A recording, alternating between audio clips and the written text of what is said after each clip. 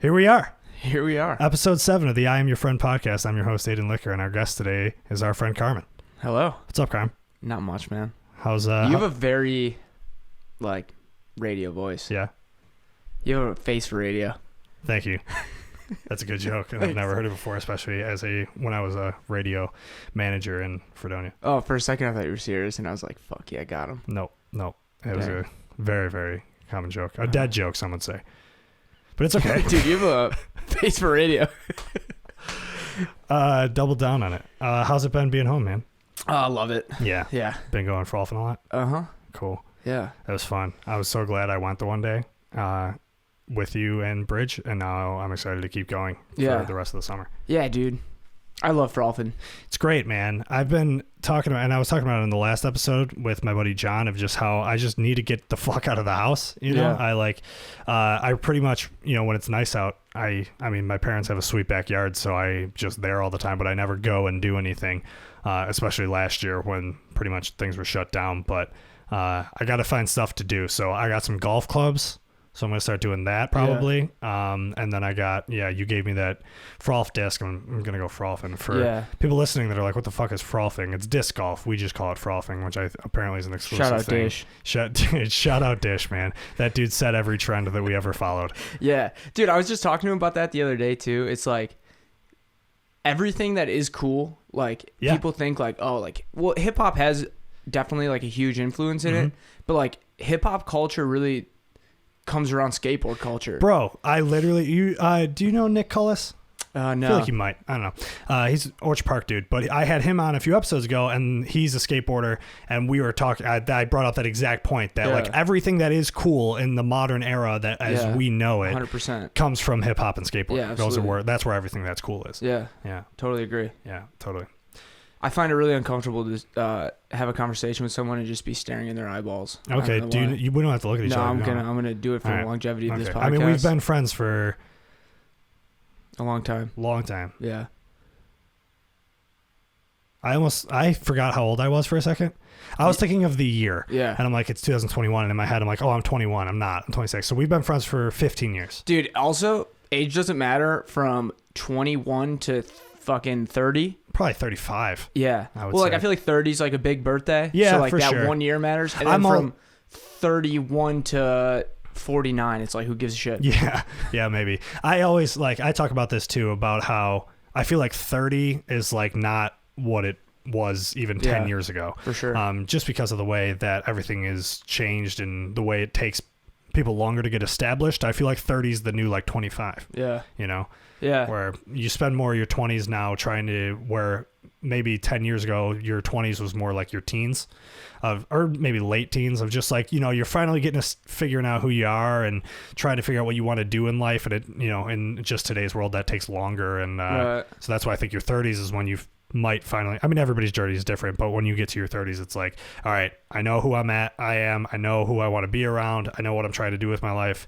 And now you can start living it. Yeah. Yeah. So.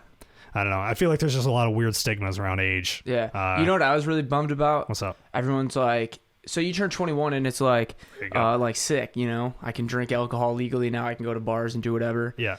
But when you turn 25, everyone was like, dude, it's sick because your insurance goes down, this, that, the other. And it doesn't. Yeah, I don't mind. Nothing changed when I turned 25. Nothing. When I turned 26, I had to get on my own health insurance. It's the only thing that changed for me. So that sucked. Yeah, probably. Yeah. But I'm lucky that my job has good benefits. So, no doubt. Yeah, for sure. So you're moving to Philadelphia? I am. Tomorrow? After living in Charleston for a long time. What was it like living in the South, man? Man, I love the South. But I hate the South, right? Right. Everywhere. Yeah. The weather is just incredible. Right. To wake up and food is phenomenal. December 25th of 2019, we were jet skiing. Wow. Which was sick. Yeah. But my wife Courtney misses the seasons so much. Oh, and, really? I don't. You know what I mean? I could do without snow forever. Yeah. But she really likes fall. Yes, so fall's my favorite. I can see that. Yeah. So seeing the changing of seasons is neat for sure. Especially in New York, man. Just New York State.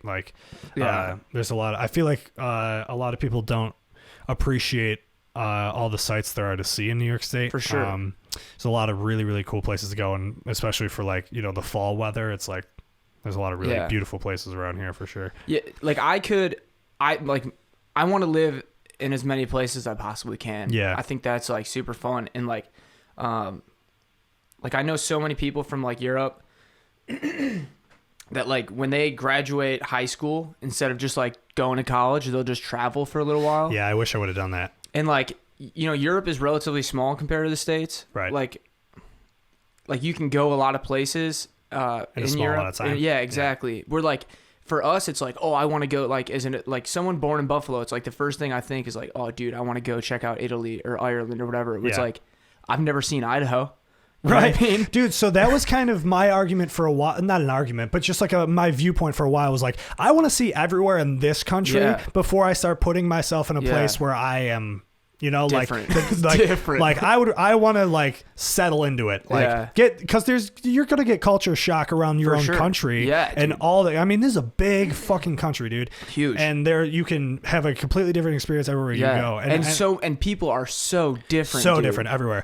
I've been, I am very into stand-up comedy, and all the podcasts that I listen to are stand-up comedians, and that's like what made me start this.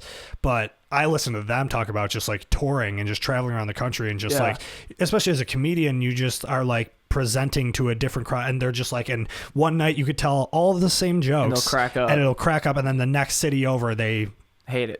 Yeah, dude. It's just so weird. It's so, and I think about that a lot when I just view like, just like, I don't know, all the things with like how we're a divided country and everything like that. It's like, dude, I mean, it's a very, very, everywhere you go is completely different, and people are completely different. Yeah. You know? And so even like Charleston is in the South, but it's like not the South, right? Because it's such a big city, right, that you're not getting like, it's not hillbilly. Yeah, you're not going to get barbecue out of a trailer in some dude's front yard. Like, it's just not something you're doing in Charleston. Where like when you go into like, you know, you go an hour inland into South Carolina, it is, you know, country. Yeah, rednecks. Yeah.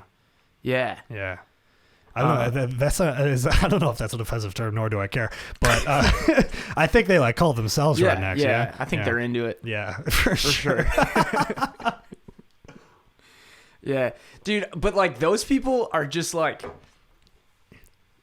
talk about people who just don't give a fuck about what you think about it. Dude. They don't care, dude. Yeah. They don't give a shit at all. I've been watching have you watched the QAnon documentary series? No, I can't stand that shit, dude. Dude, I was the same way. Like when it first came out, I was like, no way. It's humorous though. Dude, well, it's very insightful to who lives among us. Yeah. You know what I mean? Yeah. Like, that's so sad, dude. It is. It kind of is, dude. And that's the thing is like, and I didn't want to watch it because I didn't want to like humanize these people. But then when you see it, it's like, dude, these people are kind of like victims. Like they were it's like members of a cult. You know what I mean? Like they straight up they're like vulnerable people that got taken advantage of and just fell into this crazy. Do you ever think you could be a cult leader? Yeah, totally. That'd be pretty gnarly, dude. Yeah. That's what this podcast is. Dude, if you could, they're like, you could be like a cult leader for good, you know? Yeah, just get these like really right. I mean, that's what Jesus did, didn't he? Yeah, I guess so. He asked people to devote their life to him, and they were like, "Yeah, sure." Yeah, but you can't make water into wine, so I could definitely try. I think that you have to, right? To form a cult? I don't know. No, to make wine. Don't you have to use from water? Probably. I don't know. I haven't looked into it. I like wine though. No, I've been drinking wine a lot. Yeah. Yeah. No, I like very fruity wines. Oh, okay. So like not real wine? No. Yeah. I like sangria. Okay, yeah. I mean, sangria box, dude. A cardboard box. Yeah. You're Buffalo as hell. Yeah. And I like rosé. Yeah, rosé's good. Yeah. See, I like bitter red wines. Yeah, no, not me. I drink black coffee and shit too. So that's like, Do you drink black coffee because you like it or because you're like, I drink black coffee? No, actually. So I talked about this in the last episode too, is that I hated coffee. Like my entire life hated coffee. And then I kept trying different variations of it and just hated them all. And then was like, all right, I just don't like coffee and I'm just going to give up on it. And then my friend Charlie was like, have you ever had it black? And I'm like, no, I'm not a fucking psychopath. Right. And he's like, try it black. And I tried it black and I was like, this is amazing. Yeah. So black coffee is the only coffee I like. So. I like 2 coffees. Okay. Shout out Starbucks. Vanilla sweet cream cold brew. That's it. Yeah. And then the Irish cold brew. Yeah, the Irish cream cold brew. Yeah, I heard that's good. I get that. So when I go to Starbucks, I get the nitro cold brew just straight up. So I did that today. Yeah. I got a tall grande venti, correct? Yes, in that order. Yeah, that's not one thing. Grande I got of the nitro cold brew with sweet cream, and I was like, "Can I have a straw?" And the lady sticks her head out of the window. She goes, "That straw's not for the nitro, is it?" And I was like, "Yeah, it is." She goes, "Think of it like beer. If you're drinking it through a straw, you're going to consume that. You're going to feel that." And I was like, "This lady." Is that true? I think because I don't of like know. the CO2 in it. Dude, I think that it's just so because you can't even get a venti in nitro. Oh, really? Yeah, they won't let you. Why? Because it's so like caffeinated, I think. Oh, but I'm not really sure. Yeah. But like that's what Starbucks does. That's like what makes them the American coffee place. Like we'll give you the most caffeine in the largest container you can have it in, and you're going to be set for the next 3 days. Yo, what's one thing that's like I don't know how to articulate this. What's one thing, and for like Starbucks is an example where like Starbucks is a cult, but what's weird thing that isn't a cult that's like, oh, I think this is a TikTok trend actually. What's something that's not a cult that is a cult? That's something that just has a cult following. Yeah. Waffle House. Oh, Waffle House. I'm in the cult. Yeah. Waffle I've House never been amazing. to a Waffle House, but dude, every like touring band always talks about Waffle House. Pecans. That's their thing. Yeah. Yeah. Dude, Waffle House is fucking incredible. That's what I hear. Yeah. Yeah, I've never been to one, but they got nice mugs too. Everybody says the coffee or Waffle House mugs are the best. Dude, and if you're walking into Waffle House and you're like, "This is dirty," fuck you. Yeah, I want you to feel that fuck you. Right. It's supposed to be dirty. Yeah. If you're going into a clean Waffle House, I like the fuck places out of there. like that, dude. So I always talk about how my favorite Mexican food places, restaurants, I think they're called. Yeah. My favorite Mexican restaurants are the ones that are like, you go in, it's gross in there. It's also a convenience store. Yeah. Somehow. For some reason, you know, nobody speaks English except for like maybe the girl working the counter who is definitely like somebody's relative. Yeah. And she's like 15 and it's cheap as hell. But you go into those Mexican restaurants, there's like 3 in Buffalo. And they're all the best. Yeah. Absolutely. And that's how it is everywhere else in the country. It's just like, I don't want to go to a Mexican restaurant that's like super clean. You know what I mean? Like, you ever been to Deep South Taco in Buffalo? Deep South Taco is the fucking worst. And it is just like, it's like just. But sponsor Aiden. No, I don't want them. No. Even if they offered, I'd be like, eat my asshole, dude. I'm not. Nah, you take it. Maybe. I don't know. I'm pretty broke. But, we love you, Deep South Taco. We're Deep South Taco standees. No, but it's just like, it's super clean and like the food is like bland and like the service is terrible, whatever. But then you go, I don't know, there's this place on Niagara Street, La Delicias, that's like banging, dude. You ever been to Niagara Cafe? No, it's a Puerto Rican spot. Oh shit, dude, it's fucking fuego. Dude, there are a bunch of really good Puerto Rican spots in Dunkirk. Yeah, huge Puerto Rican population. And when I went to Fredonia, you would drive right into Dunkirk, and there's like 3 or 4 different. There's the one that's just like this person's house, basically. Yeah. Dude, my cousin Jimmy is dating a Dunkirk Puerto Rican girl, so shout out Dito. Shout out Jimmy, dude. Yeah. I gotta get him on the podcast. Dude, it would be the most electric podcast ever. I love that kid, bro. Did I ever tell you about when I was at the Blink-182 concert? This is one of the best stories I have. So I went to this was last year or 2 years ago. Last year didn't count, so it was last year. 100%. So Blink-182, it was Blink-182, Lil Wayne, and Neck Deep was the lineup. All right. And I go to this concert with my buddies Dan and Mike. Shout out Dan and Mike. And I was Neck Deep was the opener. And I didn't watch them because I had found different, like, other friends, like, up by the lawn, and I was hanging out with them. Dan and Mike were down in the pit, and then, like, I'm chilling by the lawn, and then Jimmy comes walking up, and I'm like, Jimmy, what the fuck are you doing here, bro? He's like, well, I'm here to see Lil Wayne, you know? He's like, but Neck Deep was so good, man. He's like, I was trying to, like, get a pit going, trying to mosh with people, but people weren't feeling it. And I'm like, well, it's the opening band at Darien Lake. Right, like, not going to be a thing. And so we're shooting the shit, whatever. All right, later, bro. I'll talk to you. And Dan and Mike come up, and I'm like, oh, what's up, guys? Whatever. Like, just saw my buddy, like, who I didn't expect to be here. And I was like, super good dude, love Jimmy, whatever. And they're like, oh, great. And then Dan's like, there was some fucking kid in the pit who was like trying to mosh with everybody and like, I don't know, was just being super obnoxious. He was a fucking asshole. And I'm like, oh, that sucks, whatever. Fuck that guy. And then, yeah. And then we're hanging out on the lawn and Jimmy comes walking by and I go, oh, that's my buddy Jimmy. And then he goes, that's the asshole who was in the pit that was trying to mosh with people. So fucking funny, dude. And then during Lil Wayne, I think he got kicked out for something, crowd surfing, I think, in the pit. And I saw him as he was getting kicked out. He's like, I got kicked out, bro. I'll see you later. I'm like, all right. And then I'm in the pit for Blink-182 when they come out and Jimmy just appears next to me. And I'm like, bro, I thought you got kicked out. He's like, yeah, I just walked back in. And I'm just, and then Blink-182 comes out and he just like grabs onto my shoulder and just starts like jumping up and down. And it was the most hype and I had the best fucking time. Yeah. And I'm just like, if you go to a concert with Jimmy, it's just fun. Dude, you're not gonna have a bad time. That kid is just electric. He just lives. He has such fun. a contagious personality. So like when he's sad, the people around him are sad. When he's happy, the people around him are happy. I don't know if I've ever seen him sad. I would hate to see him sad. No, I don't even know if I have. Yeah. but dude, he's the best dude. I also loved at your wedding his cornrows. And he changed. Yeah, twice.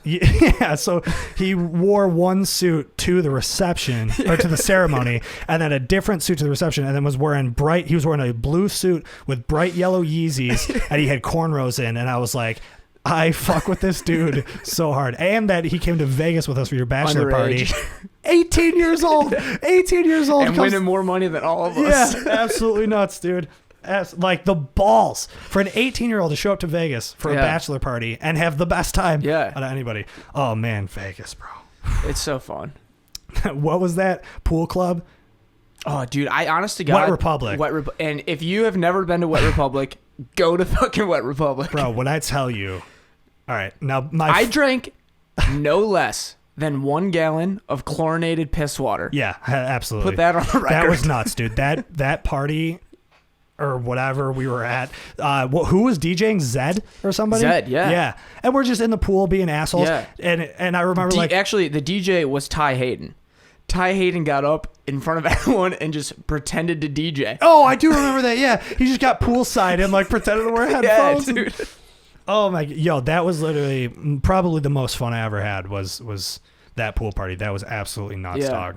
Yeah, so much fun. Yeah, I don't remember leaving. I accidentally stole money from somebody. Yeah, and then I remember being at the pool party, and then I remember waking up in the hotel room. The hotel room is blacked out. It just reeks of chlorine and alcohol. And there's just like 20 bodies around our hotel But they're room. Glowing in the dark because they're so sunburned. Yeah, everybody was so sunburned. And then we had to go to that club later that night. Dude, we spent $200 on tickets. That was so stupid. And then it was post Wet Republic. Yeah.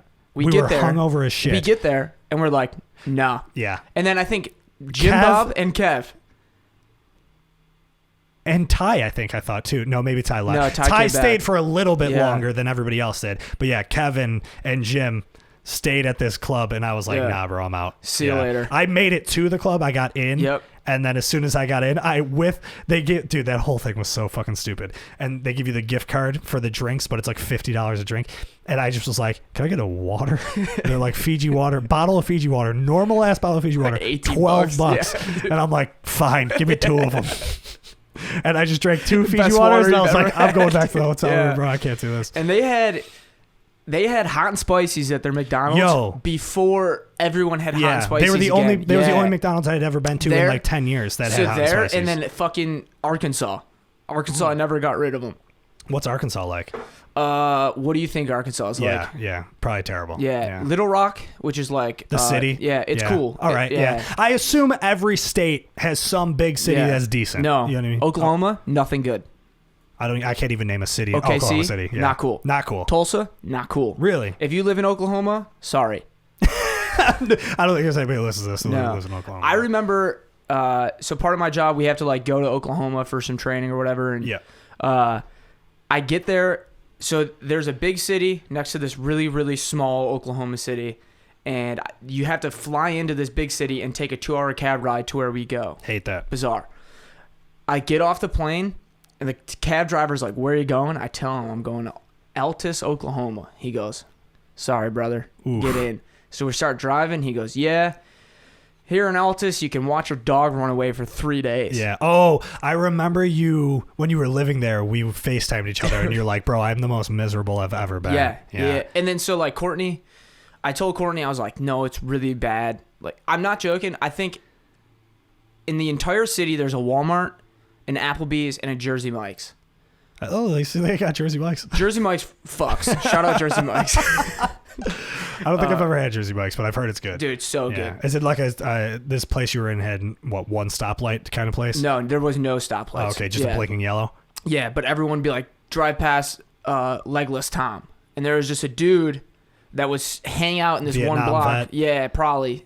Or just like lost his legs. Yeah, I don't know, maybe. Yeah, in an unrelated train accident. Fucking, I don't know. Yeah, Legless Tom. His dog ate him. You'd be like, oh, where's the Applebee's? He is like 4 blocks past the legless dude. Like, and so now I want to go this place. Yeah. Legless Tom. He's got a sign outside of his house. Yeah, dude. Like, the movie theater is literally, I'm not fucking around. It's just some dude's house. Yeah. And you go in, and it's like as big as this room. Yeah. And you're just watching showing the Jurassic same movie Park for 30 years. Yeah. It's bizarre, but there's like just one mountain, and that's it. And you're not allowed to drink the water. Oof. It's just hella contaminated for no reason. Yeah. So like bottled water is probably super expensive. Nah, yeah, maybe. Yeah. Yeah. I guess it depends. Yeah. I wasn't drinking much water back then. Yeah. I've really gotten into the hydration game lately. What do you think is the coolest city in America? Oh, that's tough, dude. Yeah. Right? Like, because everyone here would be like Buffalo. Well, and I disagree. Yeah. Well, maybe that's because I live here. But I feel like Austin, Texas, probably got to be up there. I definitely loved. I saw Shia LaBeouf get arrested in Austin, Texas. Wow. At Austin City or South by Southwest? No. Austin City Limits. We were on.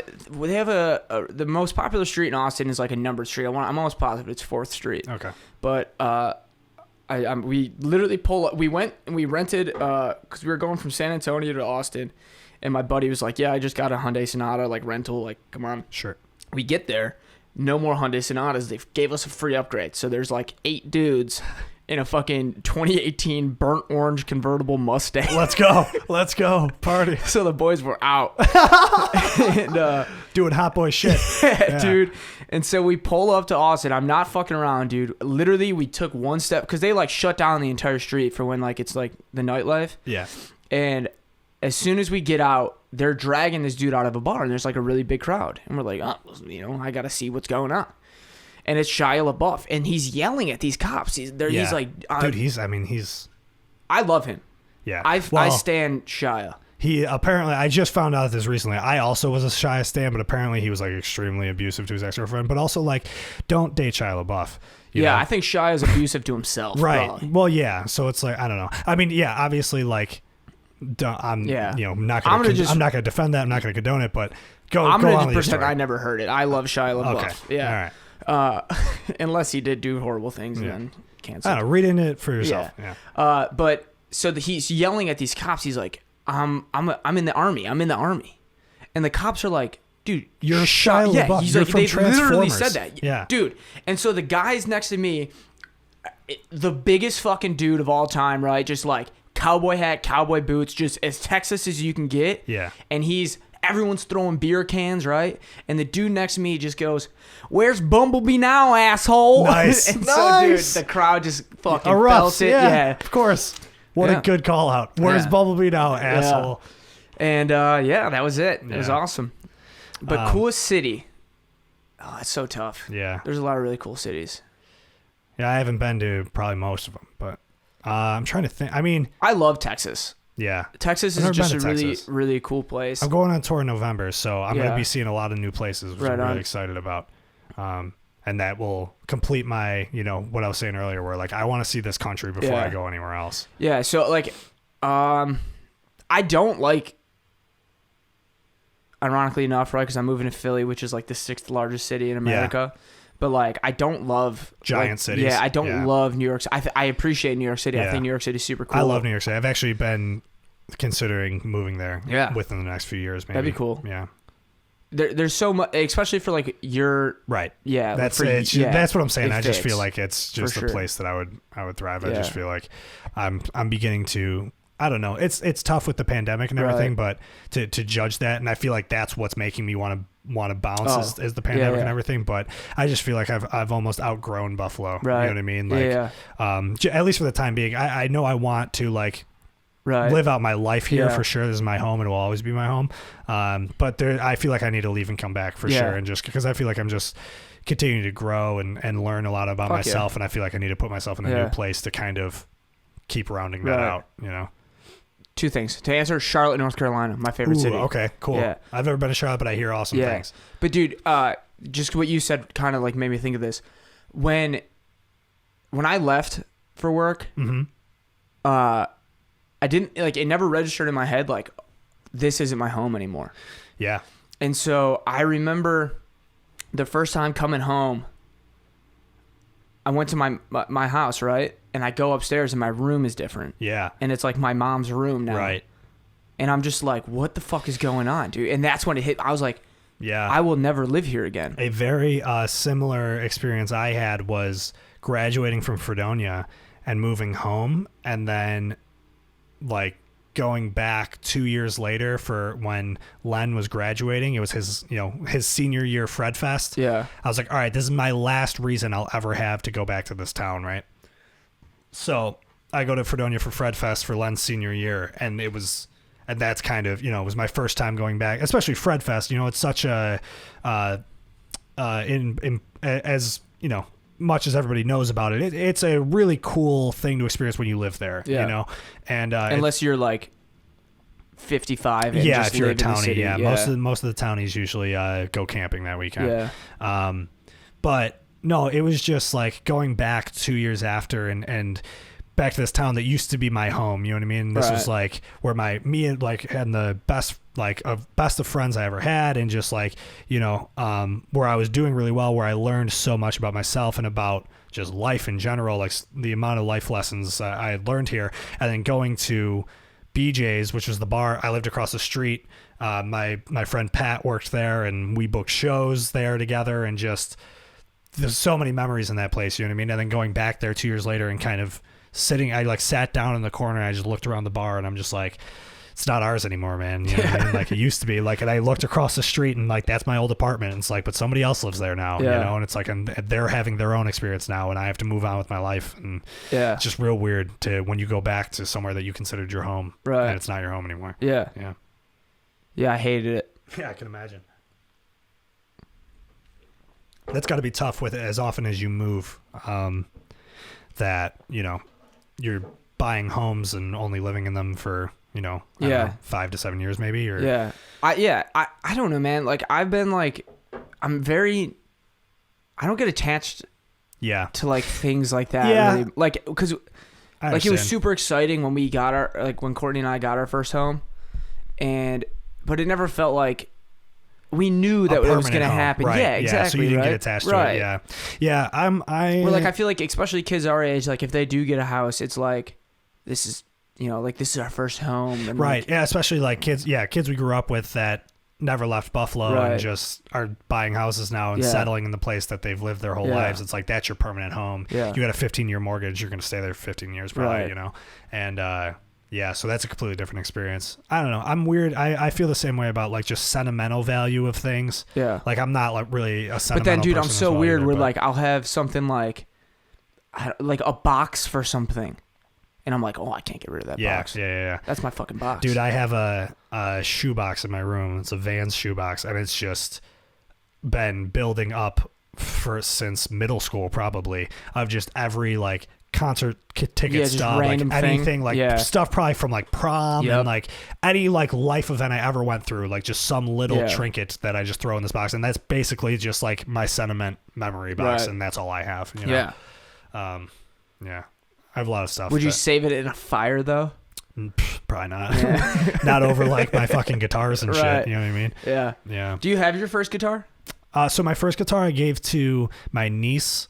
That's cool. Who then gave it to her younger brother, who he still has it. He was just my nephew Avery. He's 8. Badass. Yeah, he is a badass. Avery. Yeah. He's got the long hair. Mm-hmm. And that's because he wants to be like Uncle Aiden. Yeah. And he is he has the guitar and he wants to learn. He also wants to learn the drums, I think.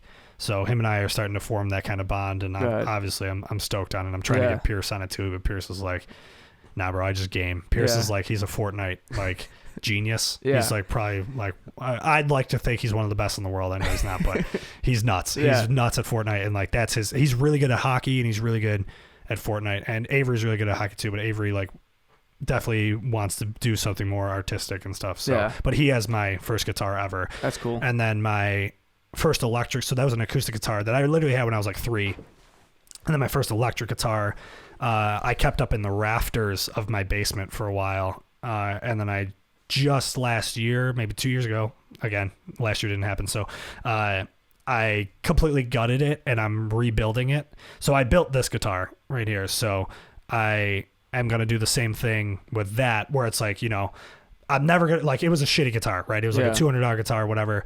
And I'm like, I'm never going to fucking pick this up and play it again. It's nice to have. So I'm like, all right, well, I'm going to just gut it, keep the body as the sentimental purpose, and then rebuild it. So, and I'm building it into a Tom DeLonge from Blink-182 has like a signature Stratocaster. And I'm building it into that. Sick. So, yeah. Dang. Is like, you know, the sneaker community is like relatively like, I don't know. I feel like the guitar guys are like super protective. What is it? The gatekeepers. Like they're like you can't do that to a fucking guitar. Like that kind of people. Yeah, I mean, everybody's got their preferences. Yeah. And everybody is worse than others. I mean, I don't really. There's some times where I'll see somebody on stage playing a guitar and I'm like, what the? Why did you walk into a store and said I'm going to play this? You know what I mean? Like, but also it's just me being pretentious and dumb. But I am like, you know, I don't know. I like simple guitars. I like Fenders and Gibsons, which are like the two most popular brands, but they make the best shit. And I don't know. And I don't really strain outside of that, but no doubt. I don't know. But yeah, there's definitely people who are, you know, probably see me playing this and think like, oh, this guy, you know, playing a jazz master. Like, cool, man, you're in an indie band. I get it. You know what I mean? Like that kind of shit. You know, there's stereotypes that exist with guitars. There's a huge, so I'm obviously like my For You page on TikTok has a bunch of guitar stuff. Yeah. And there's a bunch of those guys on there that just like, if you play this guitar, this is what it says about you kind of thing. Yeah. And, but it's funny. Dude, I got a question about music. So, and I literally don't know anything about them. They're probably incredible, but like Hit and Run is like a really popular like cover Buffalo band. Yes, yeah.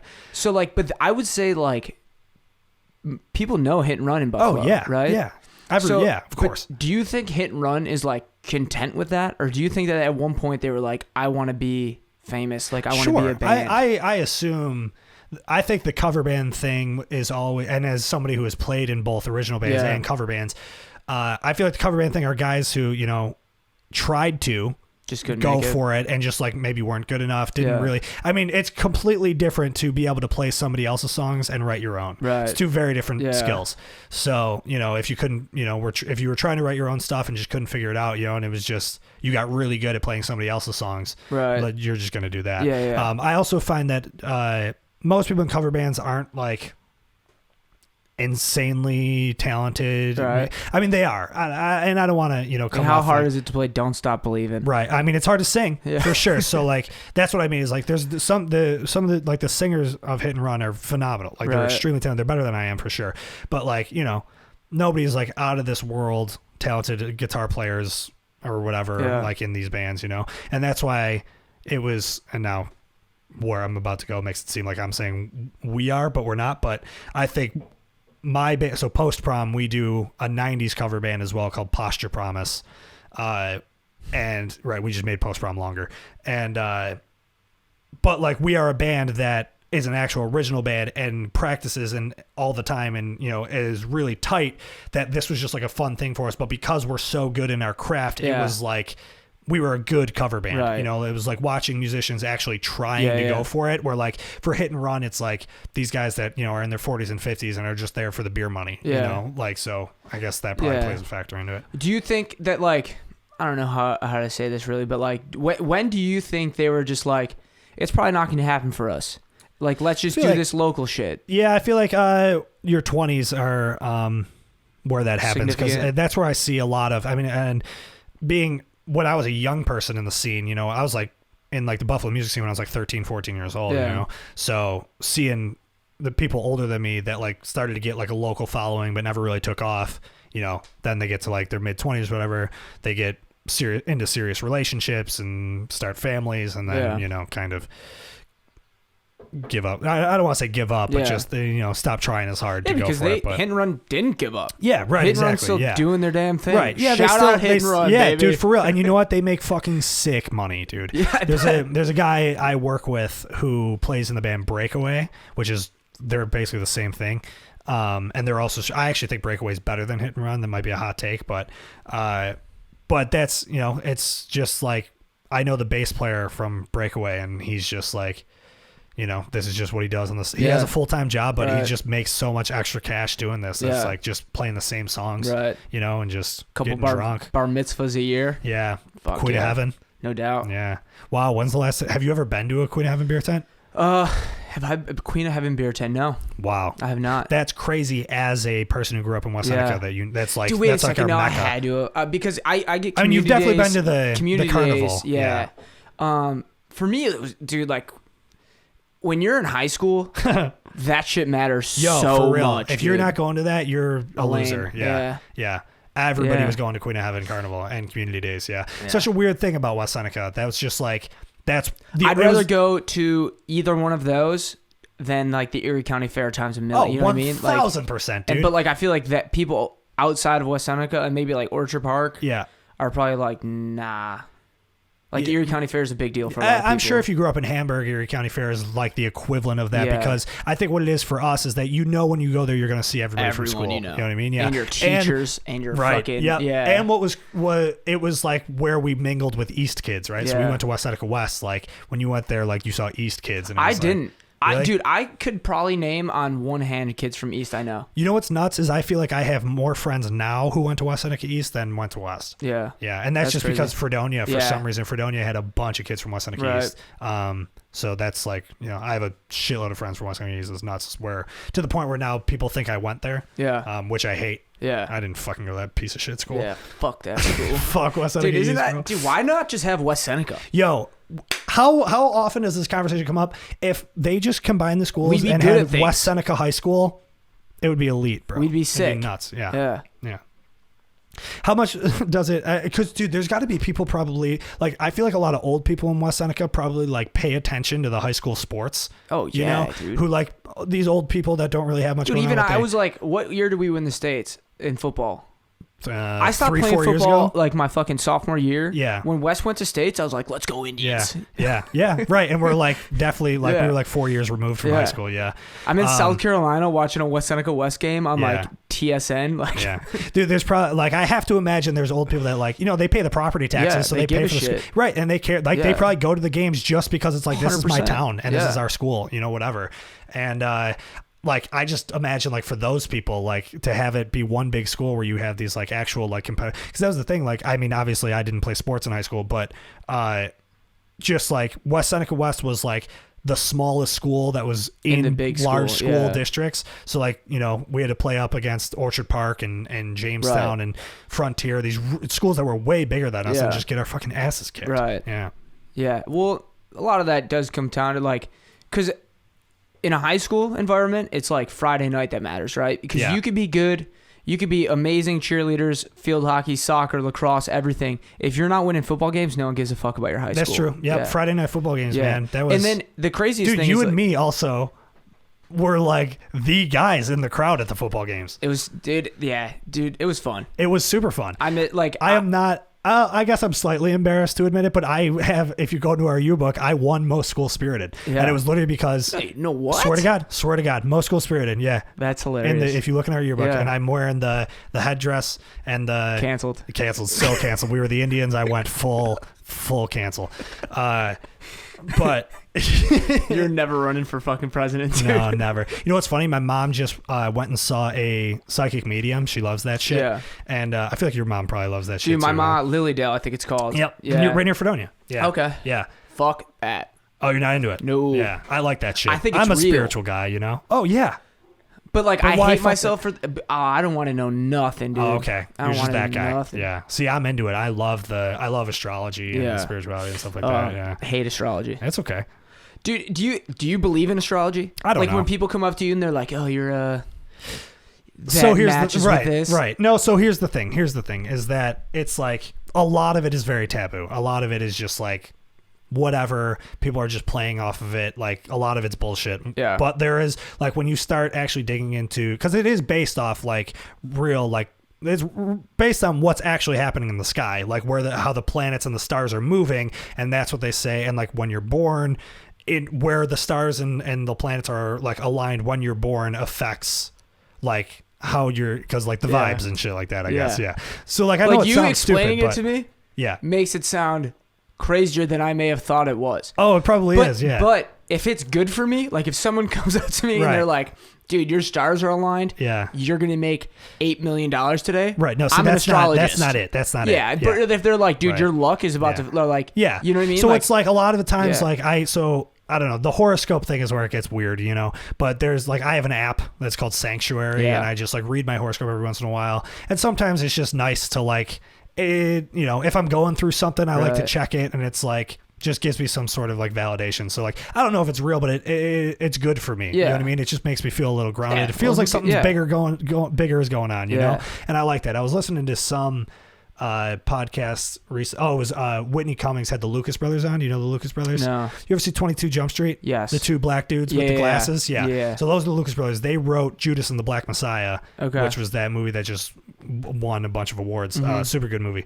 But they were on Whitney Cummings' podcast, who she's a comedian, and they were just talking about religion and just believing in something bigger than yourself. And it's just like, yeah, man, it's just like, it's, you have to, it's just like, it just helps you You're get through not the day. What do you mean? Religious? No. Yeah. But like, I guess like astrology and spirituality in general is just like the closest I get to being religious. Is just like, it's just something that just makes me feel like there's a reason for being here. Do you know and I've lived part of my life where I believed there was no reason for being here. Yeah. So finding that was just good for me. And so that is good. Yeah. So that's why, like, I get it. I get why it's easy, it's fun to make fun of and whatever. But it's just like, I don't know, man. I'm not hurting anybody. Yeah, no, 100%. Yeah. I speak in hyperboles. So like if I don't like something, and it could be even like the littlest amount of not like disdain, I fucking hate it. Right. But if I like something, it's my favorite. Yeah. For real. Who's the guy from the British Office? Everyone loves him. Comedian Ricky Gervais. Yeah, super atheist. Yeah, dude. But he had the best quote, or like, and I'm sure it's, shout out to Ricky Gervais if it was his, but if it wasn't, like whoever said this was really, really cool. He was on a late night show. I want to say it was Colbert, because Colbert is like pretty religious, I think. Okay. But I could be wrong, whatever. Not important. Yeah. He said, like, how many gods are there? Like, and how many religions are there? There's like over 3,000 gods, there's tons, right? Yeah. And you believe in one. The guy he was talking to was a Catholicist. Yeah. And was just like, you believe in one. I believe in one less than you do. Right. And I'm the crazy one. Yeah. Yeah. I thought that was really cool. Yeah, for sure. And that's, I mean, again, and I considered myself to be an atheist for a very long time. Yeah. And then I started doing mushrooms and started listening to a lot of different, very smart, insightful people, just very wise people that explain some stuff just about, I don't know. I really like the idea of enlightenment, of like, I don't know, that's kind of based in like Buddhism, of just like, what's going on in here is just like, there's some sort of spirit here, right? And when you die, that doesn't just die. You know what I mean? Like there's an energy that exists within us, and energy can't be created or destroyed. It has to go somewhere. Right. So like the idea of enlightenment is that like you're shedding the skin almost. Like the body dies and goes, and then the energy goes into the universe, I guess, and becomes part of it. In Aiden's perfect world, what does happen at the end? Like when you die, what does happen? I mean, basically, I think what I just described is that you're just kind of, you're not connected to the brain anymore, right? So you don't have that consciousness. I'm saying in theoretical, like if heaven and hell could exist, like would you want that over like this, or like, you know what I'm saying? I think no. And maybe that's why I choose to believe in this, is because I think that's what I want. And I think it just makes the most, like the idea of heaven and hell to me just seems childish. Bizarre, it seems cartoonish. Yeah. Like there's something above, something below, and it's just, I don't know. When I say I don't believe in something that like a third of the world believes in, I'm coming off as the asshole. Right. So like I don't want people to think that I'm an asshole saying that. No, not at all. I think that maybe I'm an idiot for thinking the way I do, or maybe, you know what I mean? You are. I'm not gonna shit on anybody for what they believe in, unless they're a Scientologist. Yeah, fuck those dudes. Absolutely. And and if you're just somebody who's like a crazy religious person that's trying to like shit on somebody else because they're not a part of it, like fuck you. You know what I mean? Like, dude, but then it's like they're thinking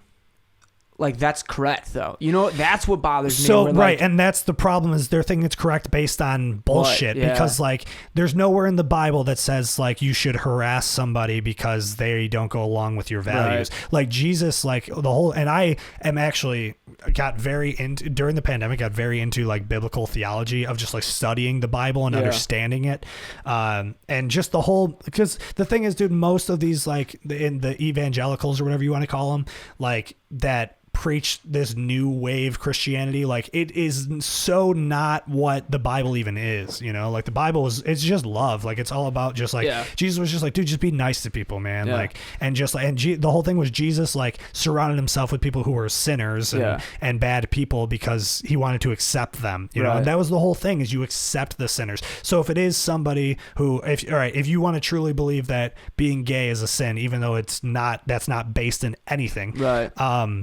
the whole point is you're supposed to accept somebody for that anyway. And that's because you're supposed to act how Jesus would have acted or act how God would have acted. So you're kind of doing your religion wrong, you asshole. So that's where I get like that. For sure.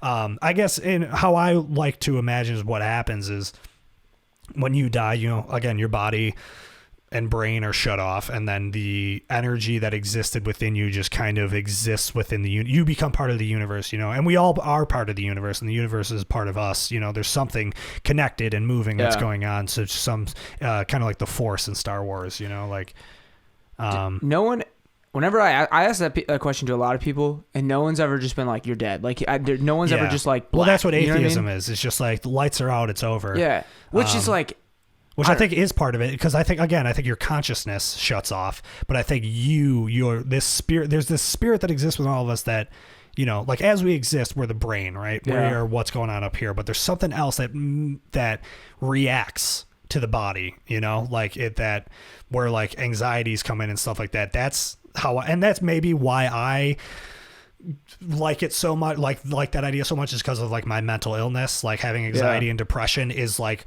I have this like oversensitive spirit that just exists within this body that doesn't know how to react to certain things, so it's a little, the chemical balance is off, you know. And that's why. So I don't know. I think a lot about this stuff. You ever watch, you ever watch The Midnight Gospel on Netflix? No. You should check it out. It's a cartoon of this dude who like, they just talk about this kind of shit. They talk about like consciousness and death and just mortality, but it's not like dark and sad. It's just like, it's just accepting it. And it's just like what happens, you know. One of my favorite things to ask people, honestly, like out of the blue, is there are two questions I ask people when I'm bored. And that is, do you think OJ did it? And that one is just a joke, obviously. And then because I say I'm just trying to read. I believe in the judicial system, and if he was innocent, he was innocent. Okay. Yeah. All right. I don't believe in the judicial system whatsoever. And that was satire. Yeah. And then no, but the other thing is like when I'm bored, just to see how people react, I just go, what do you think happens when we die? Yeah. Like just to like, we're just at work. I'm just sitting and I just look over at somebody. I'm like, hey, what do you think happens when we die? And they're just like, what the fuck, dude? What is wrong? And I just think it's funny. Get the fuck out of my cubicle. Yeah. Right. I just think it's the little shit like that amuses me. You know what I mean? It gets me through the day. That's hilarious. Yeah. You don't think about that shit ever? I don't know, man. I think that I just don't care. And like, why? Yeah. Like, but just live. Yeah, man. Yeah. And that sounds even like cornier than anything, but it's just like, I don't want to worry about when I die. That's why, like, dude, like the saddest show that I've ever watched is like Game of Thrones. I don't want anything that's going to make me emotional. Okay. Yeah. The feelings that I want to feel are happy. Yeah. That's it. Yeah. That's the only feeling that I would, if I could like pick, I just want to be happy. Right. And so like, I'm not going to watch fucking, I don't know, what's sad. Any TV. I mean, you like Shameless, Law and Order. No, stopped watching it. Well, yeah, so did I. You got me into Shameless. Yeah. You got me into Shameless very early on. It was the best show ever, but then it was like, these people won't do anything that will help them. And it's like, I said, so I don't know how far you got in the show, but I said season 7 is where it should have ended, which is where at the very end, It's the only season that at the very end everybody was doing well. Yeah. Fiona bought that apartment building. Yes, I know exactly. Yep. Stopped watching. Right. Lip went to AA. Ian was doing the EMT thing, I think. Frank was, I don't know, doing something. Like everybody, we didn't have hope for Frank. Well, exactly. But everybody was doing like all right. And it was like, that would have been the perfect series finale, is like they got their shit together and now they're taking care of themselves and it's over. Yeah. But and then they just kept going and it only got worse. After 7 is where it just got worse. 1 through 7, it kept going up and up and up, and then it just dropped out. Also, the episode where Fiona left, they didn't bring back Jimmy Steve, and I was like, what's the fucking point? Yeah. Like, that would have been the perfect way to write her off the show. Yeah, absolutely. And like, I don't know, man. It's super childish to be like, oh, I just want to be happy. Yeah. But like, no, I don't know. I don't think like, so. I'm not gonna go like people that love like those murder podcasts. Yeah. Like, that is just the most obscure, bizarre thing in my mind. Yeah, like, I don't get it.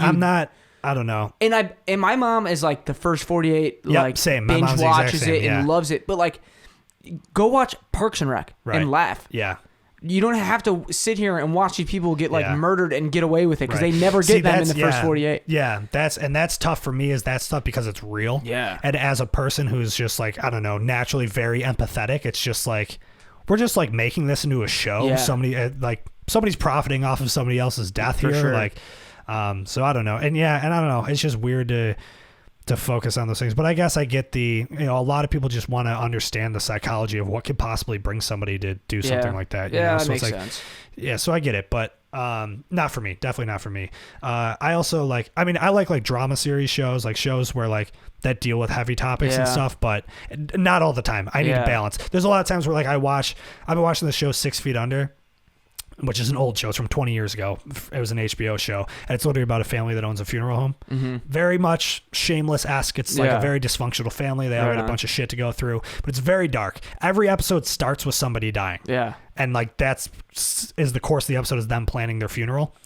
And is it like, it can be funny sometimes? Though? Oh yeah. That sounds like a good show. Right. Yeah. There are times where I cry laughing at it. But then there's times where it gets real serious, and just like Shameless. And Shameless is the same way. But there a lot of times it's like when I'm watching that show, I'm like, all right, I need a break. Like I need to watch something light and dumb, and that'll just throw Always Sunny and Workaholics on or something, and just laugh my ass off. Yeah. What is your like going to bed show? Yeah, I change it up all the time. Was The Office for a long time. Fuck you, Netflix. Yeah. Well, I have The Office on Plex now. Do you have Plex? No. We'll talk after. Okay. I got the hookup. No doubt. So, The Office, Parks and Rec, that 70s show I do a lot. Boy Meets World I do. New Girl I do a lot. Love New Girl. Yeah. Who's your favorite New Girl character? Schmidt, probably. Yeah. Nick or Schmidt. Yeah. It's tough. I go back and forth.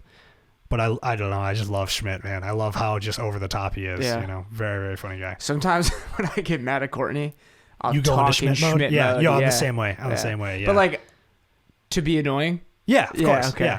Yeah. To be obnoxious. Yeah. Yeah. Absolutely. I'm the same way. One of my favorite, actually, probably my favorite thing ever from New Girl is when Schmidt is, and I might have talked about this on the podcast before, this exact scene, but Schmidt is dating 2 girls at the same time. He's dating Cece and Elizabeth. Yeah. And Nick can't comprehend how he's doing it. Like, he's like, wait, what? Yeah. He's like, are you dating Elizabeth? And Schmidt's like, yes. He's like, are you dating Cece? Yes. How's that possible? And he's like, I don't know. I couldn't break up. I tried to break up with them and I couldn't. He's like, you can't just have 2 women. And then Schmidt's like, why? And Nick's like, I don't know. Yeah. And it's just that whole scene is just, it's on YouTube. It is so perfect. If you've never watched New Girl, watch that scene. It'll make you want to watch the rest of the show because it's so good.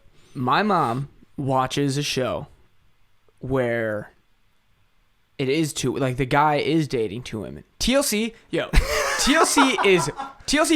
dude. Yo, TLC is nuts. Yeah, my mom watches TLC a lot. So interesting. Yeah. Shout out TLC for like giving us. I keep forgetting. My mom watched not Love at First Sight, but something along those lines. It's the best television, dude. It's crazy, man. Yeah. But there's 2. There's one. I will talk shit about reality television like that. Oh, and I love it. Like these like weird like social.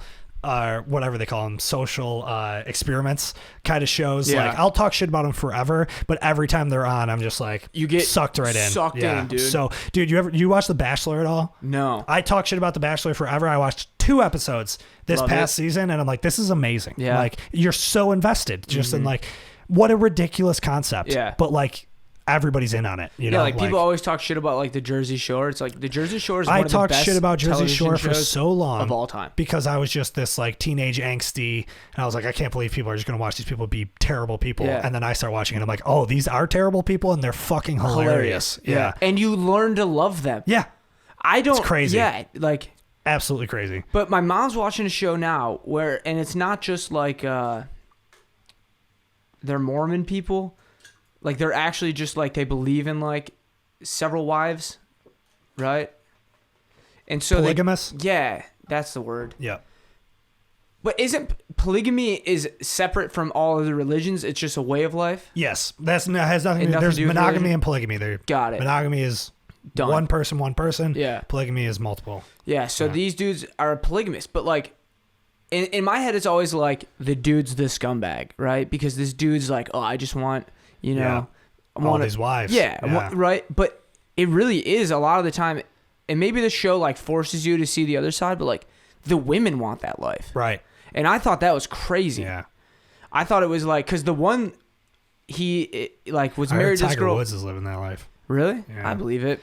I don't know how accurate it is. I got a friend of a friend who lives down in Jupiter, Florida, and is like a semi-golf pro, and was like when he was getting started, he was just like a food delivery guy. Yeah. And like, but not like DoorDash or anything. Right. Like he was doing it for like the pros, and yeah. he's on a first name basis with like Serena Williams or some shit. But according to him, he said that Tiger Woods has this like crazy estate with like multiple houses on it, and there's like a different woman that lives in each house, and like he just like changes, and they're all aware and they're all cool with it, and they I don't know, man, different strokes. Each their own, no doubt. Shout out Tiger.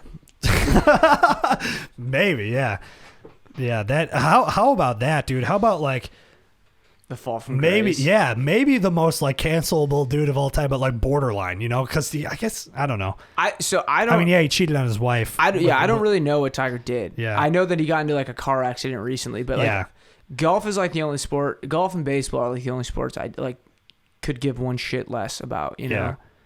Yeah, I don't really. Yeah. I watched the Masters. Yeah, I didn't. Just because I mean there's really no other sports going on during the Masters, so yeah. But it's just I don't pay super close attention to it. Just like when it's on, you know, it's just like popping on, you know. But I don't know. He cheated on his wife like a shitload of women, and she got mad. I think she was a little upset. Yeah. She took a bunch of his money, as she probably should have. Yeah. And but he's still living comfortable. She's living comfortable. Don't have a lot of money. She's dating somebody, or maybe married to somebody super famous now too. I don't remember who, but dude, fucking Jeff Bezos' wife. Yeah. Ditched his ass and dated a school teacher. Now she's the richest woman in the world. And she's like giving all of the money away. Yeah. She's like donating. So like she's like, fuck you, Jeff Bezos. Yeah. So I got that Gladiator, which is like my favorite thing ever. Sick car. And Courtney, I talked shit about it when it first came out. Dude, because you know when someone has a really ugly dog and they're like, this is the cutest dog ever? My brother Danny, yeah. That's what, yeah. What's his dog's name again? Boozer, Gladiator. It's the same thing. Right. But Courtney's deal was like, you can get the truck, but you can't shop on Amazon anymore. Ever. Dude, I love Courtney, man. Yeah. She posts stuff on Instagram, and She's all right. Her and I are just very aligned. Yeah. With morally, I guess. Yeah. I think so. Yeah. Yeah. So she was like, but it's the only place I can get my hair gel that I use. Interesting. You just won't use a different kind? No. Yeah. It's just the best hair gel. What is it? It's called Dear Barber. It's from England. Okay. Yeah, and they don't have their own website to buy it on? No. Okay. That's or if surprising. they do, it's like 40 days to ship because it's from England. Yeah. But I found it at a Marshall's one time. Whoa. And then, Marshall's gets random shit all the time. Yeah. Then, went back for it. That's Marshall's, man. Yeah. Yeah. Dude, yeah. Marshall's is awesome. I love Marshalls. I buy shit from Marshalls all the time. Yeah. And I just got a massage gun from Marshalls. Yeah, one of the things with the ball in the eye. I got one of those too, yeah. Dude, like, they're great. What even is Marshalls? An overstock store. So it's like things they sell at other department stores that don't sell or get discontinued, and or they're whatever, always and they just awesome. Send it. Yeah, so Marshalls, TJ Maxx, Home Goods, I think is also one of them. Yeah, that they're just like these Home Goods. Home Goods is like the same company, but they might not be the same type of store. But Marshalls and TJ Maxx, like they're just these like they're just like these second market stores or whatever, where it's just like all keep them coming. Dude, I love it, man. I got a bunch of like, I get my work clothes and shit from there. I got like some really nice like Calvin Klein polos and stuff that they got there. That's what I wear when I go golfing. They're right on. Very comfortable. They look nice and they're cheap, dude. Yeah. Shout out Marshalls for real. Absolutely. Yeah. Shouting out people on a podcast is hella fun. Bro, that's all last week with John. That's like every time we mentioned anything or anybody, it's just like shout out. Yeah. It's funny. It is super fun. This is fun. My favorite podcast, Theo Von. Oh yeah. This past weekend. Yeah. He shouts out. Yeah. He shouts out. You're all right, but you having a stroke? Dude, he shouts outs a lot. Yeah. And I love to shout outs as well. Yeah. Yeah. Who shouts outs Theo Von? Shouts outs Theo's Von's. Theo Von's funny as hell, dude. Yeah. The GOAT. Yeah. I've listened to a few. I haven't listened to him in a long time, but I've listened to a few episodes of that. I listen to Two Bears, One Cave a lot, which is Tom Segura and Bert Kreischer. Your Mom's House, which is Tom Segura's, that I listen to every once in a while. Yeah. I mean, Tom Segura's my favorite comedian, but Neil Brennan's, I listen to him a lot. Right. I think it's super cool how like comedians. So it feels like in the music world, and I guess like the music world and the comedic world are like relatively similar in regards that like you have like mentors and this, that, and the other that kind of help you out.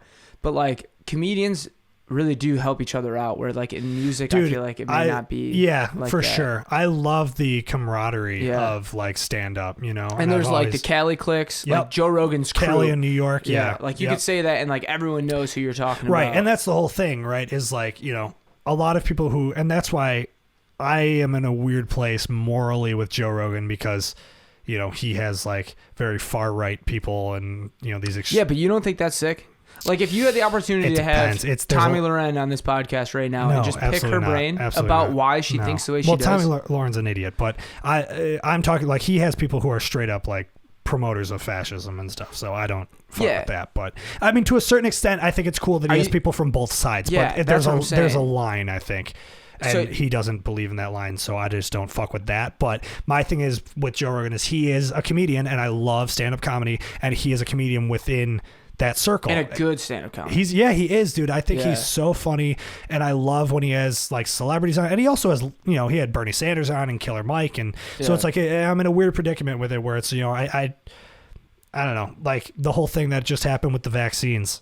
Yeah. Because he said, you know. Yeah, but people, like, I understand that Joe has a platform, and I think that is, like, important. I think that you need to know when you have that kind of platform. But he's also a fucking idiot, and that's what he doesn't claim to be anything more than an idiot, so, like, leave him alone. Yeah, and he says it. He's like, I'm literally a monkey, you know? But, like, it's just a dude with an opinion. I say obscure shit all the time. Right, and I was like getting recorded all the time. Right, and that's why it's like weird, because it's like the podcasting world was so underground for so long, and now Joe Rogan runs the most famous podcast, but he's been running this podcast for like 20 years and he's never changed it. Yeah. This is how it's always been, and it's just like, and again, it's like the podcasts were a big thing around stand-up comedians, and it's just like that's just what they do, and now it's in the mainstream. So now it's in the mainstream, it's like everybody's like, you know what I mean, like when you have that amount of followers, you have to follow this, you know, you have a certain responsibility to, you know, for the masses, that you have to have disclaimers and stuff for like people who are morons, and know that they like you have to tell them that they can't listen to, like shouldn't listen to you, and so it's like, and I agree with that.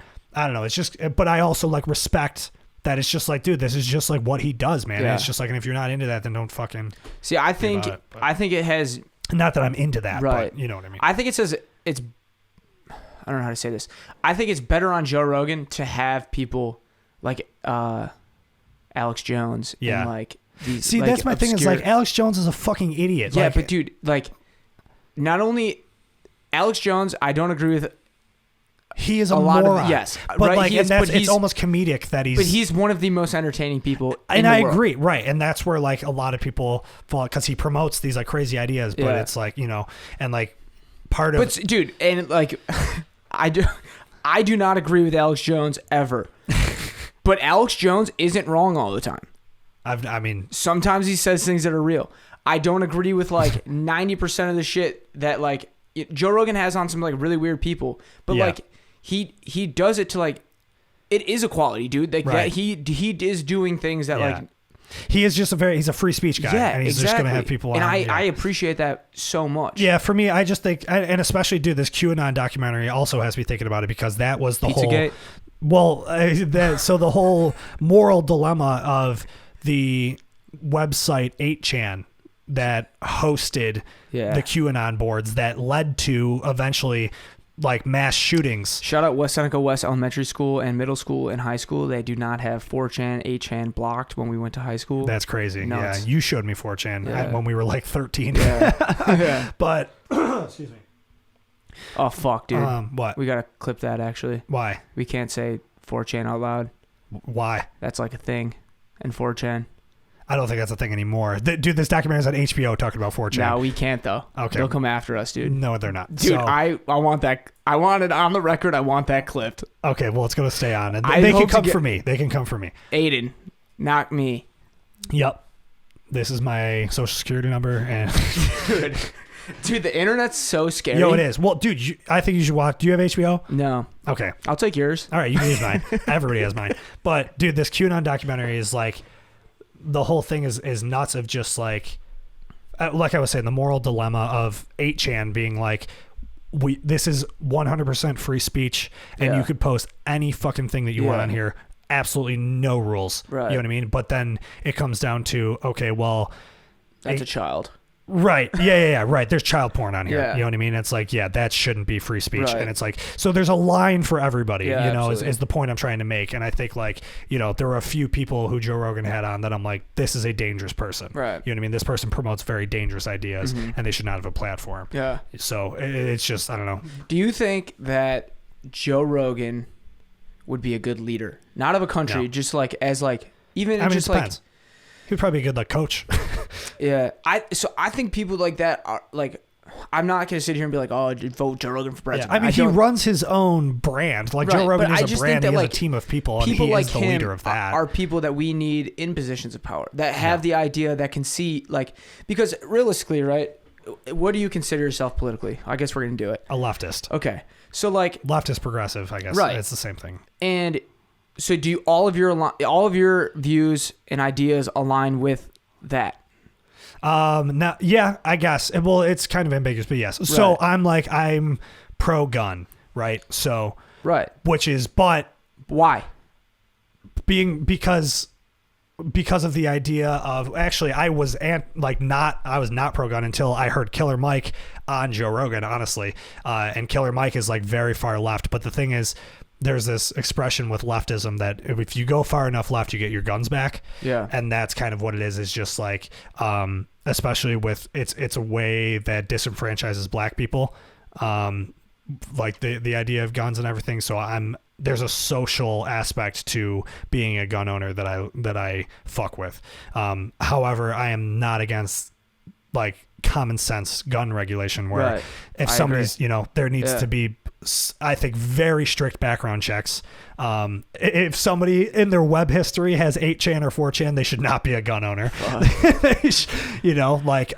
If you've been institutionalized, things like that. But there are places that are just like, the people on the right who are like, absolutely free guns for everybody, like no regulation at all. And it's like, no, I'm not about that. But for me, I think guns is like a really interesting topic because like my wife is very anti-gun. Right. And I wouldn't say that I'm pro-gun, but I think that everyone, if you want a gun, you should have access to it. I think that you should limit a lot of things that come with a weapon. And I don't think that like a fully automatic weapon makes sense to have in a house. So right. I 100%. I don't see any reason why anybody should ever have an AK-47. Well, I do. Okay. Or an AR-15 is what I was saying. I do as well. Dude, and like nothing against you, but I think that you may be ignorant to guns. Maybe, yeah. I know nothing about guns, really. And I think that's why I kind of go back and forth on the issue. Because an AR-15, what makes an AR-15 scary to you? The fact that it can wipe out that many people that quickly. But it can't if it doesn't have the magazine to hold it, correct? I guess, yeah. So I can have a handgun, with 40 rounds. You know what I mean? And theoretical, but you can't. Yeah, you can. Any AR-15 that's on the street is not fully automatic. It's semi-automatic. So are handguns. I don't fucking know. Yeah. All right. I don't know the difference. Right. Yeah. That's what I'm saying. But Right. a lot of people will just look at an AR and be like, that's fucking scary. Right. Yeah, I mean, that's also, it's just what every like shooting used was an AR-15. Yeah, you know I mean, what for sure. But it seems to be the easiest thing. Because it's the best weapon. Right, but it's the easiest thing to just like wipe out a mass amount of people. So I don't even, I guess I don't even know if I'm necessarily against ban. I just, in my head, I was just like, well, can we just like do like pistols and shotguns and just like, hunting stuff? And I don't know. Because the thing is, an AR-15 is a really good hunting rifle. People are using AR-15s to go hunting? In the South, they have a really, really bad warthog problem. Oh, okay. And in Texas, it's legal to go up in a helicopter and just spray hogs. Yeah, that's nuts. And you know what I mean? Like an AR-15, and dude, like if a hog is running at you, like a handgun ain't gonna do it. Okay. Those things are like 400 pounds. I guess of I just bully. would never get myself into that situation, so it's not something I gotta worry about. You go hog hunting. I don't want to. I hate hunting. I hate hunting. I don't like killing things. Like killing a deer is just like sad. Just like I love animals and shit. So dude, I'm not gonna. I think I might fuck a hog up. I'm definitely at some point in my life gonna be vegan. I know I'm gonna get to that point for sure. Yeah, but and that's just because being against just like factory farming and those kinds of things. But right on. I don't know. The thing with it's gonna be really hard to be a vegan if all them hogs are fucking up the crops. Yeah. All right. I guess. Jesus. Fuck them hogs. Yeah, I guess I didn't think about that. Shout out, not shouting out hogs. Okay, fuck hogs. Yeah. The argument gets tough with guns when it becomes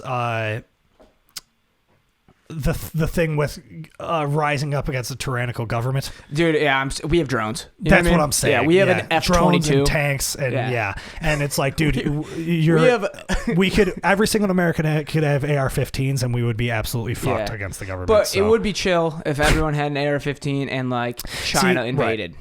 Right. Okay, yeah. That'd be chill. It wouldn't be chill if China invaded. No, but super not chill. If China. they did, but it if would they be chill did, if they and someone had, you know what I mean? Yeah, for sure. No, my thing is like I am all about if you are like a mentally stable person, and you want a gun, absolutely go get one. You know what I mean? I'm not going to be against it, but my thing is like I don't think I should be able to have a gun. You know what I mean? And that's because of my mental illness that I have. Yeah, absolutely. That, and that's the thing is like you should be able to see my medical background and see that I have been medicated and shit like that. And to know that, okay, this dude's been on antidepressants and shit. You should not be a gun owner. Yeah. Yeah. It's weird, man, because I want everyone to like be able to, like, if I feel like, dude, like you're a 26-year-old dude. Yeah. If you want to go shoot a gun, shoot it, right? But like, I'll go to like a range, but I don't want to own one in my home. Exactly. In case it totally gets to a point where my depression, God forbid, hits that low point where I'm just like, well, that's right there, and there's a solution out of this, know, and I don't want to. Yeah. Because I've been to that point. Yeah. And it's like, and if so it's like I don't think I should have one. Right. But it's very easy for me to get one. Yeah, absolutely. Even in New York State, it's very easy for me to get one. Yeah. Yeah. Yeah, absolutely. Yeah, and I think I get scared because like I have an uncle that legitimately hunts for his food. That's sick. Yeah. See, I'm about that. Yeah. So like that's the thing with like the vegan conversation is like my most ideal living situation is give me like where I can like have a few of my own animals. Right. And like self-sustaining. Right. And like I'm not doing the factory farming thing. You know what I mean? It's like this is natural to hunt. Yeah. It's natural to hunt animals, and animals hunt each other. That's normal living. So like, what I'm against is not the killing of animals. I'm against the mass production of killing animals. Like, slaughtering, having a genocide of animals. Like, not about that. But like, if I could have just like a couple chickens and a few cows, you know what I mean? Yeah, but fuck them hogs. Fuck them hogs, I guess. Yeah. No hogs. Yeah. Chicken's fine. Turkey's fine. Sure. I think that'd be the most ideal situation, you know, and just like have your own like farm and Yeah, I think that'd be sick. Yeah. But a lot of work. Totally. That I definitely wouldn't want to be in. Yeah. I can't even figure out how to grow my own pot. No. Dude, my sister's boyfriend is vegan, and he had been for a long time. I'll probably get the story wrong, but he had some kind of like kidney disease. Okay. And decided like, hey, this is a good idea for me to like go full vegan. Yeah. And he's done an incredible job, and like a lot of my friends are vegan. Super healthy. Yeah. But it's like a process. I feel like almost like it's like, hey, all my friends are gonna go out for a drink. Let's go here. It's like, yeah, I can't really eat there though. Right. And I think that sucks. Everything does, else but is like the idea of it is sick, but it's growing though. Like the vegan culture is growing. Sure. So it's like like at least in like downtown Buffalo, like in the nicer spots of downtown Buffalo, like I mean, even not in the nicer spots, there's like anywhere in the city of Buffalo you go, I would say I would guess 85% of the restaurants you go to are going to have vegan options, you know? And I think that's happening kind of every city is probably doing it. The bigger cities probably have way more, you know, like they have full vegan restaurants, absolutely. You know? And I think there's one or two in Buffalo that are fully vegan, but I think even being a vegetarian is difficult. Right. Like, I would have to transition and like do like pescatarian where it's like only the fish and then vegetarian and vegan. Yeah. I don't think people know. It's going to be hard to give up. Super hard. Yeah. But so he does like my family's big on caprese, and we put mozzarella cheese on it. Yeah. And he'll do like a vegan like cheese substitute that tastes like mozzarella. Dude, some of the vegan substitutes are not, bro. And I'm also I like veggie burgers and garden vegetables. And like I like them more than burgers. Yeah. The only meat Courtney eats is chicken. Yeah. And she I'm very does. not a red meat guy. Yeah. I did have steak last night, but for the most part I avoid red meat. Nice, dude. Yeah. Bro, I went over to my buddy Matt's house and he straight up made me like a full course meal. Like, that's a good friend. I was like, "Are we gonna have sex tonight? Because you're whining and dining me, and this is great." You know. It was a good friend. I literally just showed up. I'm like, "Hey man, I got some pot and beer." Yeah. And he's like, "Cool, I'm making a steak dinner and steak and scallops and broccoli." And I'm like, "Let's fucking go, dog." And then he's like, "Hey, do you want an ice cream sandwich?" And I'm like, "Yes, I do." Fuck yeah. Yeah, we had ice cream sandwiches. We watched the QAnon documentary. That's fun. My biggest fear, and this is so irrational and crazy, my biggest fear of going vegetarian or vegan or something like that is traveling. Like the last case scenario, there's never a part of me that goes to, like, if I go to Sicily and I'm not able to eat the like seafood pasta, right? That would fucking suck. That's what I'm saying. Yeah, if you go to somewhere like that where it's like that's their cuisine, and that's my thing, dude. I love going to places and like, what's your food here? Yeah, you know, exactly. That was like I went to Nashville a few years ago, and I went and just visited fried a bunch chicken after fried chicken. No, well, Nashville hot chicken. Yeah, and Nashville. You ever have Nashville hot chicken, dude? Real how good it is. Like, absolutely. And that's like, I love going to places. I'm like, what's like the thing here? You know, and so that would be tough. What is the grossest food you've ever had? Oof. I don't know. I love food. Like I love all food really, and there's really not any food I don't like. So, I don't know. I mean, I've had like alligator and frog legs and like shit. Jerky, alligator jerky. Yeah. You stopped in the side of the road in Florida? No, I don't think so. I think I had it at a restaurant in Florida though. Okay. Yeah. If you stop on the side of the road to get alligator jerky in Florida, that's not alligator jerky, bro. Okay. Yeah. Good to know. Hot tip coming in from Cram. And I have no evidence to support that. Yeah. But it ain't. Okay. Yeah. I believe you. You've lived in the South, you know. Yeah. Dude, Florida's an interesting place. Yeah. Because there are parts of Florida that's like, this is the South. And there's parts of Florida that's like, this is not. Yeah. You know, like my brother Dave lives in Miami and it's just like, I don't feel like I'm South at all. Dude, the most southern part of Florida is like the most northern part. Yeah, exactly. Yeah. I find that so interesting how like the South is just like North Carolina to northern Florida. Right. You know, and that's, you know, and then obviously across. Yeah. Like, but then it ends at Texas. Yeah. Really, you know, because it's like, Arizona is not like the South. idea, and then when you actually get to the South, like of Texas, it's like more.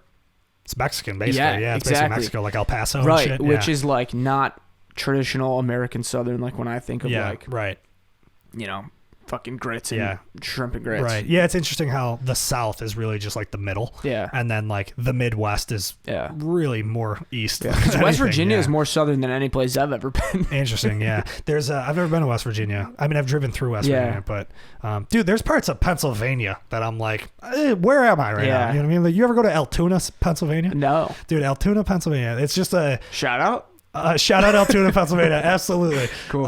It's just a place when my family goes on road trips, we always stop there. It's just like it's like 6 hours from Buffalo. You know, you've been driving for a good minute. And it's just like there, you get off an exit in Altoona and they have every fucking restaurant you've ever like heard of is at on this one road. And dude, but like some of the people in Altoona, Pennsylvania, like bizarre speaking in Southern accents. And I'm like, we are in Pennsylvania, dude. Like, yeah.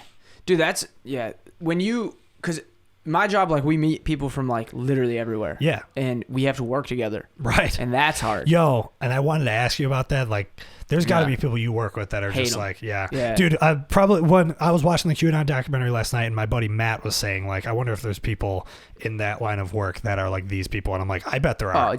Yeah. And like, don't get me wrong, man. Like, my favorite part of that is like, there's been so many dudes at work that I've hated that are like my best friends now. Yeah. And that, like, I love open forum discussion like that. Totally, same. And I'm the same way, and a lot of people are not, and a lot of people might give me shit for that. Right. You know, and that goes back to the Joe Rogan thing. It's just like, I don't know, man, like, I'm all about having the discussion, you know? I'm all about putting my bad takes out there and somebody telling me I'm wrong, and let's have that conversation, you know? So that's why I thought it was bizarre when you said you wouldn't want to have someone like that on the podcast. No, I mean, this is not what this podcast is for. Yeah. This podcast is called I Am Your Friend, and it's people who... are your friend. Well, I want this to be... We're all... You know, because I've had a lot of... or I'm going to have a lot of people who are very progressive, and I want... that's just like... Yeah. Just... I think everybody, like, I'm not saying we should all agree on the same thing, and, you know, maybe it'd be, people are like, it'd be so boring. Because I think that's like the coolest part of America. Absolutely, but I think everybody should be progressive, man. I don't think anybody should be racist. I don't think anybody should be homophobic. You know what I mean? Like, we should all be accepting of everybody, and that's not, I don't think that's up for debate. And that's where I think is the thing where it's like, well, it's just, you know, they just have a different opinion. It's like, no, they're an asshole, man. Like, no, they think like black people are not human beings. Like, that's fucked up. Like, we shouldn't be allowing these people to have a platform. 100%. Like, we should be trying to correct that, and we should all be accepting of everybody. So it's like, if you're not, if you don't fuck with that, then like, you're not, I don't want to have a conversation with you. Absolutely. You know? So, yeah. And again, that goes back to, there's a line for everybody, you know what I mean, of what you're going to accept. So, yeah, dude, there's someone that I would love for you to have on here. Yeah. His name's Elijah. You know him? Yeah, he's a friend of mine. Buffalo guy or no? No. Okay. He just graduated high school. You know him from work? No. So my boss, right? And that's what he is.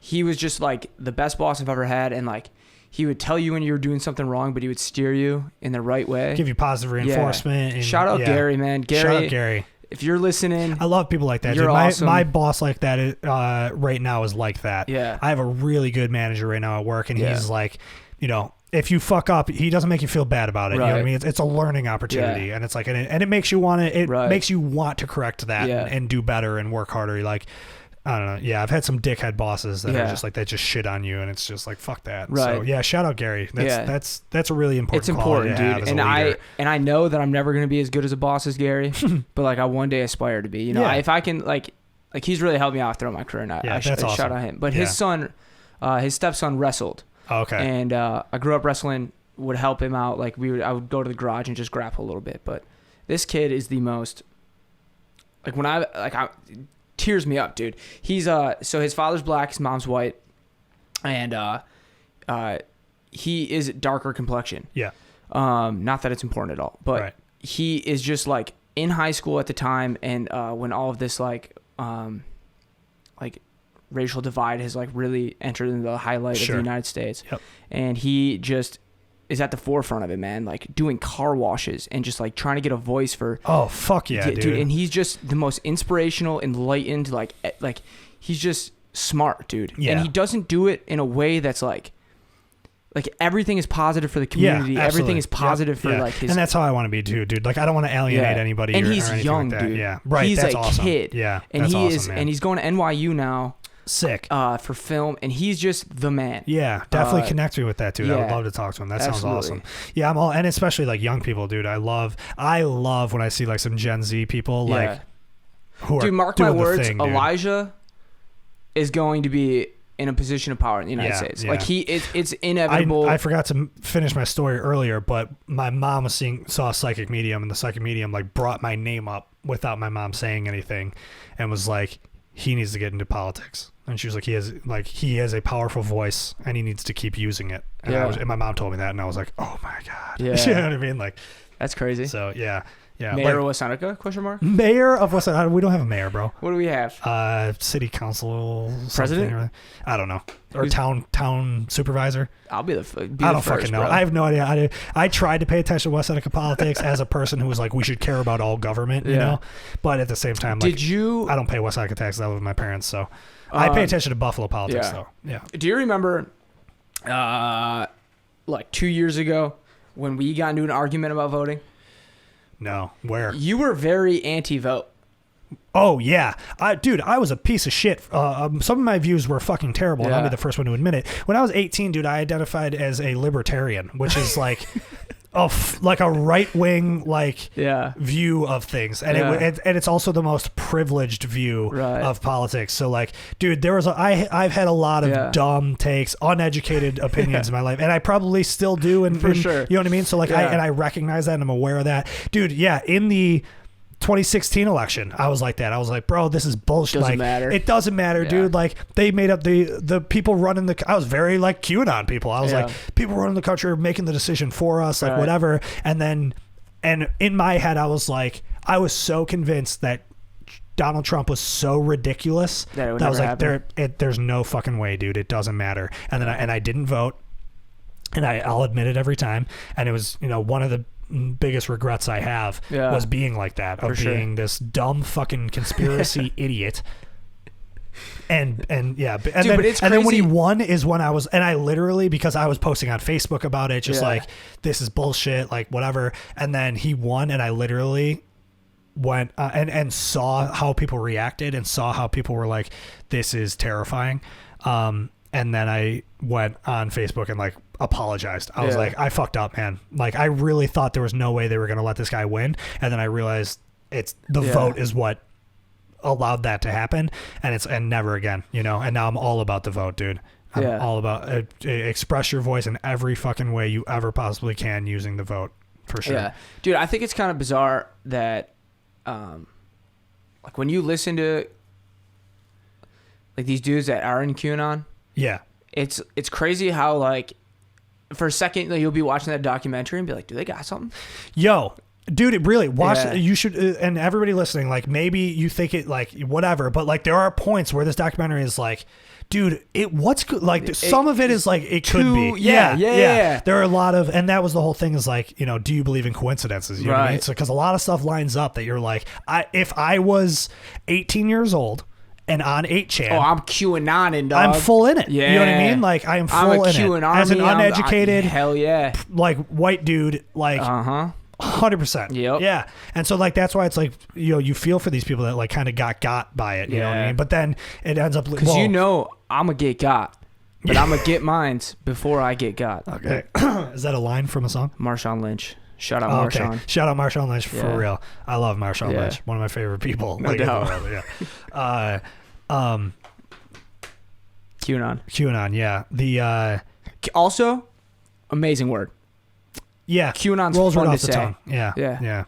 Dude, it is but the thing is, like, with 8chan is like, it got to a point where people were like people posting their manifestos and being like, I'm going to go shoot up a mosque, and then everybody like encouraging them, and then they live stream it on the site and go do it. Yeah. Like, there was the one in New Zealand was because of so it's like, and then that happened like 4 or 5 more times. Yeah. So, like, a lot of, like, the shooting stuff, the mass shooting stuff, like, has a lot to do with the internet. And the QAnon documentary kind of exposes that it's like, I don't know, there's a lot of really complex, fucked up things going on in the world, and people are fucked up. Dude, super.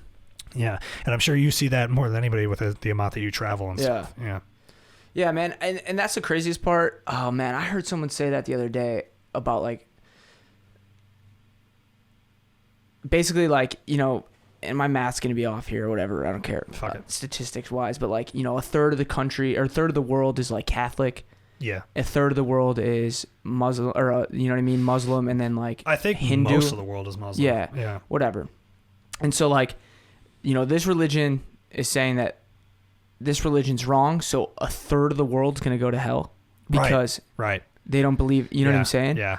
And so, like, I don't know, when people get on their, like, because a lot of the QAnon stuff, I think originally, like, 8chan stuff was, like, religious based. Yeah, 1,000%, yeah.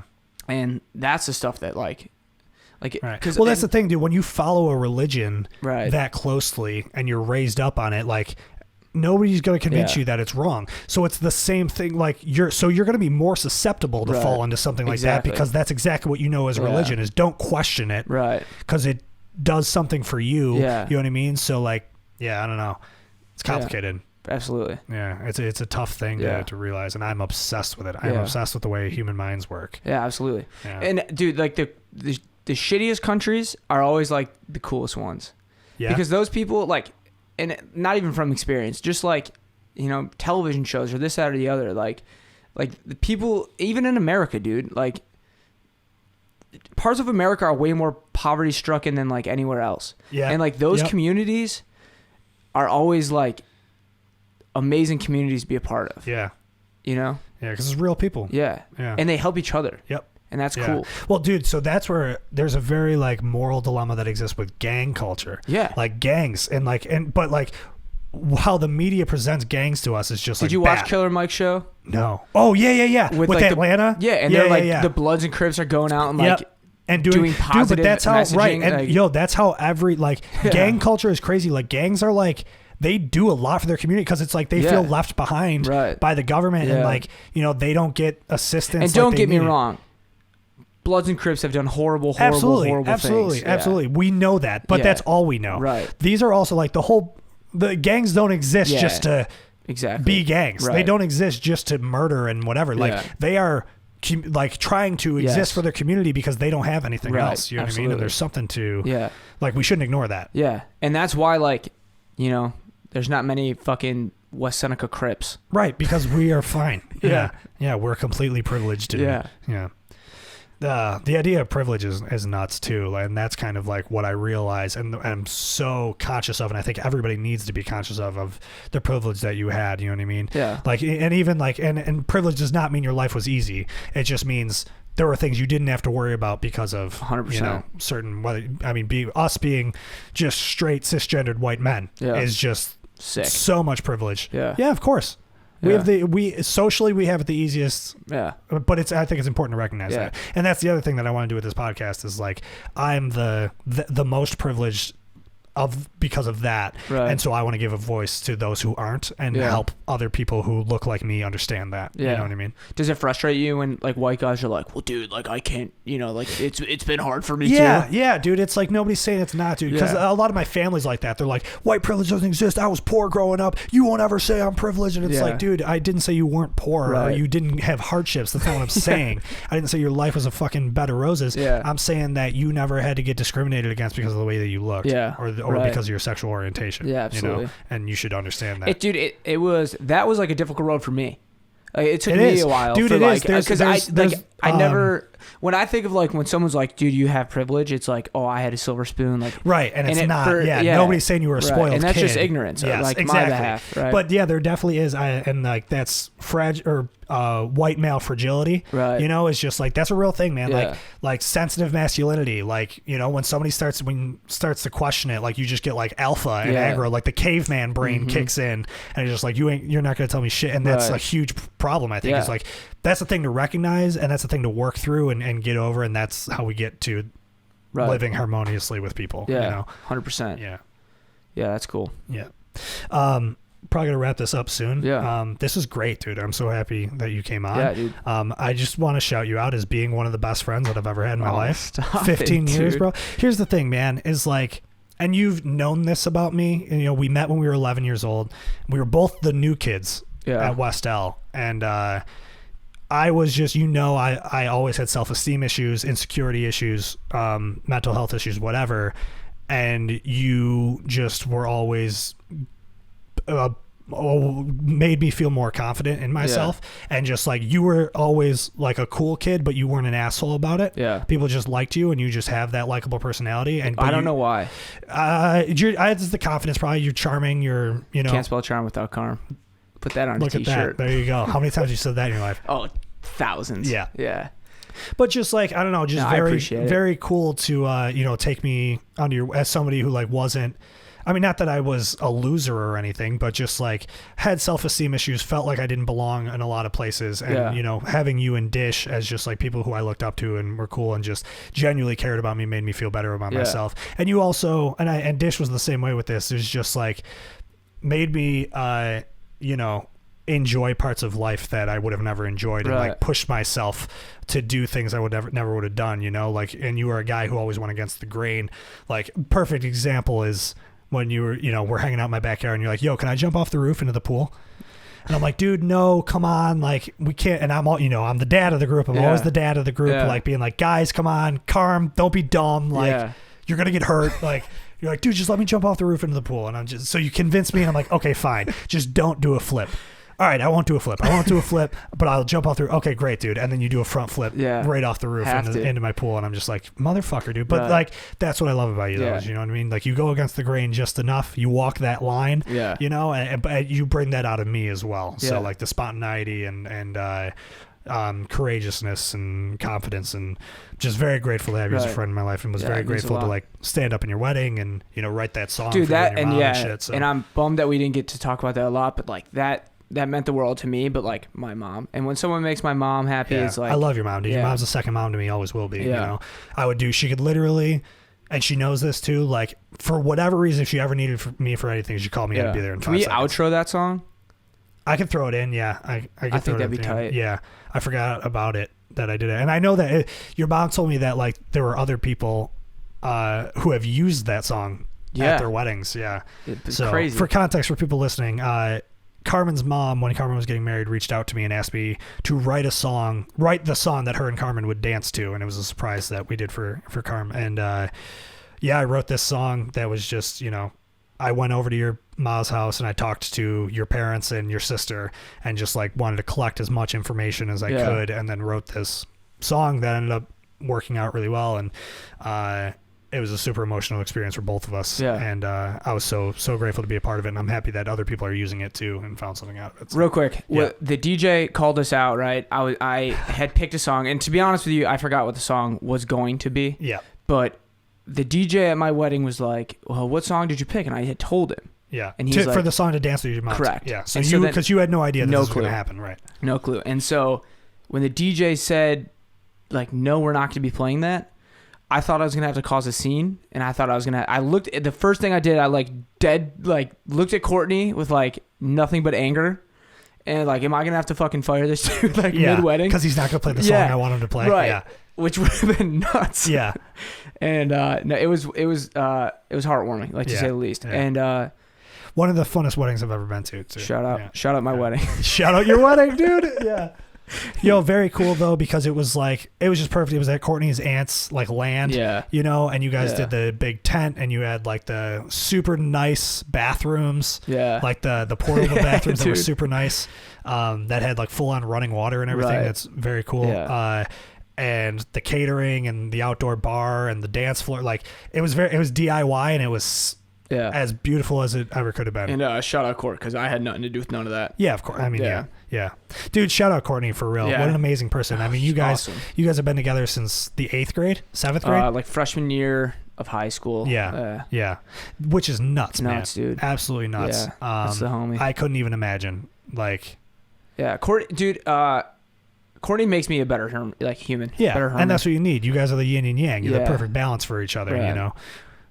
Which again, probably, which is why we're friends. That's exactly what I was just going to say. Why you and I always had such a good friendship is because we were so different, but we balanced each other out. You know what I mean? Where I was kind of the ground to keep everybody grounded, and you were the fun, crazy side, and we need that, you know, and learn from each other and grow from each other. Yeah, and you know, I appreciate your friendship. Like, and the cool thing for me is like, I'm always out of town, right? I live out of town. And so, especially when I was in South Carolina, like, it sucks, man. It's like you see all your friends growing and prospering, like, together. Yeah, and you're not a part of that. But the fact that I know that if I picked up the phone and, like, called like, a couple of my buddies, and they'd be in Charleston or wherever I am in a matter of like. I'm 100% coming to Philly. Yeah. But like, summer, I think just like if I was ever in need of something, and totally, I gave you guys a call, man. and like knowing that whether or not we talk every day or like, you know what I mean, like that is what means a lot to me. Right, day one, homies got it. I mean, you, me, and Dish, man, like that's just the trio, the tripod, no doubt. You know, and that's just how it's always been. So literally since day one, sixth grade when the three of us met. Yeah, and I mean, lied my way through a friendship. Yep, and me, right. So I'll tell that story real quick. So the first day that we meet Carmen, so Dish and I had already been best friends. Yeah, time out real quick. I went to a school where I was the biggest loser ever. Continue. Okay, so that's where you came from. Yeah, dude, like no one liked me. So so I just wanted friends. So here's the thing, right? Is me and Dish were already best friends, right? We met in 4th grade when I moved to West Seneca and he lived 2 houses down. And then in 6th grade, I switched schools and I go to the public school and I'm the new kid there and people liked me, which they didn't, you know, I was a loser at my old school. Everybody at my Catholic school were all like hockey players. And I was just like, I'm a musician. They're like, shut the fuck up. So I, went to the public school and I was cool for the first time in my life. And then you show up like halfway through the school year and everybody's talking. They're like, we got a new kid coming today. And everybody's like, I heard he went to a reform school. Jail school. Jail school. Yeah. And I was like, what the fuck? Like, what? Who is this? We're going to get a kid from, I think you're going to show up like in cuffs, like in an orange jumpsuit. And they're going to, you're like, you ever seen the movie The New Guy? Oh, yeah. Where he shows up like and they got him like in a straitjacket. Like that's what I was waiting for. Then you show up and you got Justin Bieber hair and whatever. And then we meet you, like me and Dish come up to you in the hallway and talk to you. And you were wearing Audios. And which is a skate shoe, and me and Dish were skater kids, so it was like, oh, okay, this kid skates, and it's like, yo, dude, like you have Audios, you skate, and you go, yeah, I'm sponsored by Audio. Yep. Which is this story, I'm not joking, makes me want to jump out of your window head first right now. But it was so it's funny, so cringy, but it's so calm. Yeah. It's just like you wanted to be cool, so you're like, oh, here's 2 new kids who already think I'm cool. I'm gonna lie to them and make it. Well, I didn't know you guys thought I was cool. Oh, that was like where I'm thinking. They don't like me. Yeah. Everyone. And so I'm like, I just want to have like a friend here. Right. And I seen Dish and you skated, right? Yeah. And so I was just like, yeah, of course. And when I went to high school or when I went to elementary school, kids didn't hang out outside of school. Yeah. And so that was like hard for me to process because I lived in Lackawanna, went to school in Riverside. Yeah. And so I never hung out with anyone from Riverside. I was like the only dude from Lackawanna, so I hung out with kids from Lackawanna. Right. But then when I went to Seneca, I was like after I had said that, and I remember being so young and still like thinking this, but I was like, oh fuck, I'm probably gonna end up seeing these dudes. Yeah, I think that day. Yeah. Probably. Yeah. Or that week at some point you came over to our neighborhood and we skated together. And I couldn't skate. Yeah. I mean, you were better than me, but I was always terrible. But I remember being like, I don't think this dude's sponsored by Audio. No. But we just let it go. And my sister recorded over my sponsor tape. Oh, yeah. Is that what it was? You had a sponsor tape and your sister recorded over it? Yeah. Fucker. But then we were just, best friends ever since. Yeah. And it was great, man. Especially like senior year of high school. Like I feel like the 3 of us, I mean, maybe we weren't, but I feel like the 3 of us were like the top dogs. Yeah. Yeah. But also we had a very unique high school situation too, where like everybody was friends with everybody. Right. We had like I disagree with that, dude. Okay. I think our class wasn't. I don't think we were cliquey. And I think that, no. Yeah, I do. Really? For sure. I don't know. Maybe it was just my experience that I just got along with everybody. Yeah. But if we were talking to like 3 different dudes, they'd be like, we were the top dogs. And I would agree with them too. Maybe. Yeah. You know what I mean? Yeah. I definitely think that like, I think collectively we were like cool. Yeah. Which is like douchey thing to say. Right. But I think that we weren't it's like. Being it's true. You know what I mean? We were. People thought we were cool. You know what I mean? Yeah. And that was cool for me because it was not always the case. Yeah. There were very few times in my life that I was cool. You know what I mean? But it wasn't always forever. It was usually like I was cool in 6th grade and then I wasn't cool again probably till senior year of high school.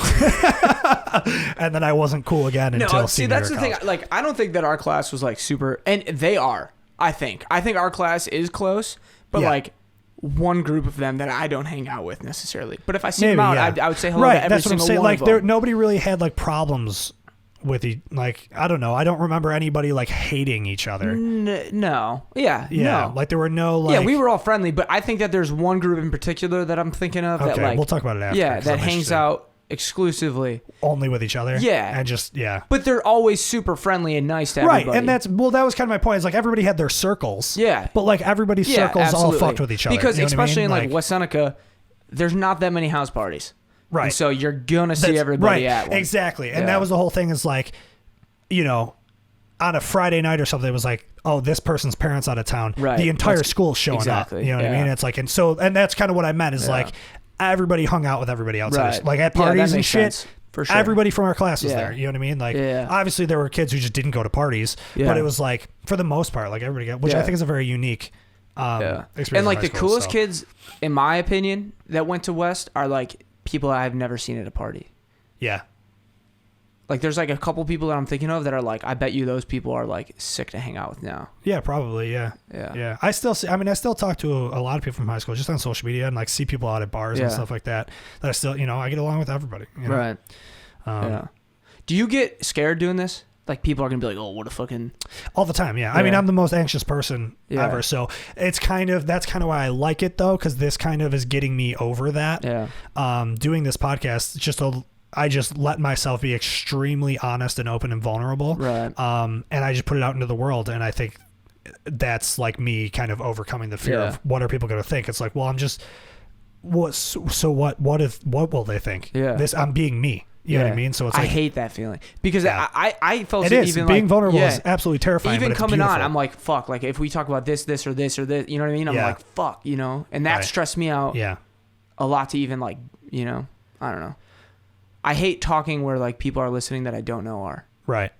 That scares me. Yeah. And I mean, I do have a decent amount of followers, like more than I ever would have imagined that I have. Yeah. But it's great. Shout out the followers. Shout out everybody listening. No, for real. But dude, the feedback I get is so heartwarming, man. Like when people reach out who like I'm not even that close with. Right. Like people reach out and they're just like, dude, like what you're doing is really cool, and it makes me like think about how I'm going about my life, and I'm just like, dude, that's the point. Yeah. You know what I mean? So hell yeah. I don't give a fuck if people listen to this and are like, you know, what a loser or whatever. Like, cause I'm just like, dude, I'm being me. Yeah. I'm being 100% authentic myself. Yeah. And if you don't fuck with that, then you don't fuck with that. And the cool thing about 2021 and like 2020, like Gen Zers, it's like way cooler to be a fucking nerd. Yeah.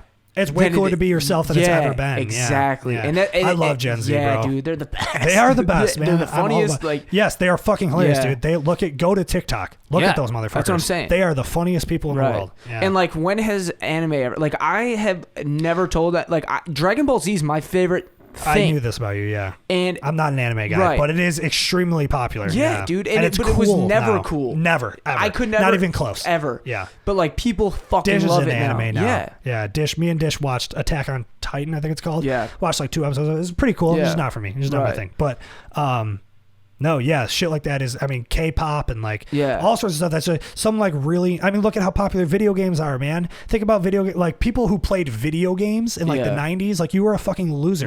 And now like look at people who are making ESPN. Millions of dollars. Yeah, they're on ESPN, they're playing in Vegas, like competing in Vegas. Like, dude, like, yeah, it's crazy. Man. Shout out Gen Z. Shout out Gen Z for real. Yeah. From two. Dude, and I mean, you know, we're kind of Gen Z. Are we? Yeah, we're Zillennials, or as Len likes to call it, Zillionaires. I think that's way cooler. Yeah, hell yeah. People say Zillennials. I'm like, no, fuck that. Zillionaires is way cooler. Yeah, it is. But it's 95 to 99, I think, is the millennial Gen Z crossover. Okay. So we're like the youngest millennials and the oldest of Gen Z. Gotcha. So like as the elders of Gen Z, shout out Gen Z for real. For sure. Dude, and the political activism, the just acceptance of people. Yeah. We're very, fixing very cool, what all man. of our parents did. Yes, absolutely. Very open about mental health, which is my other thing with this podcast. You know what I mean? That's all. I'm just extremely open about mental health because I was told not to be for so long, and then it's just like, why, dude? Like, just this is part of my life, and like I'm going to talk about it all the time. And some people still aren't cool with it, and like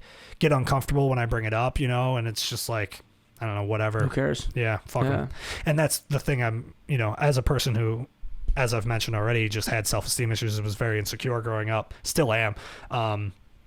Always cared so much about what people thought. It's just like, I'm finally getting to a point where it's like, dude, you're either going to fuck with me or you're not. And if you're not, whatever. Yeah. Then I don't fuck with you. And that's it. Yeah. And that's like the cool thing about like being an adult and like growing up is like when you're in high school and like care so much, dude, so much. Yeah. And like now it's like, especially being married, Oh, like, God, that has to be the most so cool, securing thing in life. God. It's like you just be like, I got my wife, dude. That's all I need. Right. Yeah. I'll get there in like 20 years. Probably. And I do have like 4 or 5 friends that I call like really good friends. Yeah. And then like I have the best family in the world. Like my mom and dad and sister, and my new mom, dad, and sisters are fucking incredible. Yeah, totally. So, like I'm chilling. You know, this is the best. This is the best Carmen there's ever been. Yeah, I feel the same about Aiden. Yeah. You know, definitely the best Aiden there's ever been. And that's why I just want to keep growing. You know what I mean? Because as I keep learning and growing and unlearning, which is a super important process. Very hard, but it's so important. Yeah. Because once you do unlearn things, you learn more about yourself through that, and just just trying to be a better person and evolve. It's a beautiful process. Yeah. Yeah. And that's why I think eventually, like within the next few years, I want to move somewhere where I've never, Oklahoma. No. I need to move to a large city, I think. Dude, come live with me in Philly. Possible. Yeah. Definitely something I would consider. Yeah, man, just to have the experience, just for a year even, you know what I mean? Just to get away from my home and learn so much about myself of just like, because I think that's the best way to learn about yourself is just like, and obviously it's going to be different for everybody, but just to put yourself in a foreign place and just see how you naturally adapt to it. 100%. That's going to be the most self-learning thing you could possibly do. And I'm sure you've had that experience so many times, And like, I'm sure you had it, like I went to college, right? But like making college friends was like hard. Yeah. Kind of. It was the easiest I actually think of like elementary, Dude, high it's school. super hard making friends out of college. Yeah. Yes. It's really hard making, and you can only make them through social media, and it's kind of weird. Yeah. Or like it's really weird because like people that are married, like not Courtney and I, like Courtney has friends from like nursing, right? Sure. That she works with every day. Yep. But like people in my job, like will only want to hang out like with their wives, like, you know what I mean? Like, yeah, they don't want to hang out with just the guys. They just want to do like, let's hang out with like you and your wife. Couples. And it's just like, for sure. Which is fun. Yeah, totally, it's a ton of fun. Yeah. But also it's like weird to me. I don't. Yeah. Yeah. Yeah. Yeah. Because I think again, and everybody's different. Some people are all about being with their partner all the time. But for me, I'm definitely a person who's like, I need my space and my me time 100%. And my guy time, you know, and like, that's that, you need the balance of it for sure. Even if it's at home. Like, I like, give me like 2 hours just to sit in the shower. Alone time is like, shower guy. Dude. Big shower guy, dude. When I'm in the shower, man, like that's where I come up with all my best ideas. Dude, I sit in the shower and like lean over the edge on my phone. Yeah. And just like. I do that too. Just scroll through Twitter and shit. For hours, dude. Yeah. But I think I ran you dry. No, you're good. We're good. Thanks for coming on, bro. Yeah. It's been a fucking pleasure. Yeah. I'll come visit you in Philly soon. Hell yeah. I'm so glad I got to see you as often as I did while you were home, too. Doubt. We've seen each other like 3 times, which doesn't happen every time. So No doubt. super cool. Yeah. All right. Carmen. Aiden. Take it easy, bro.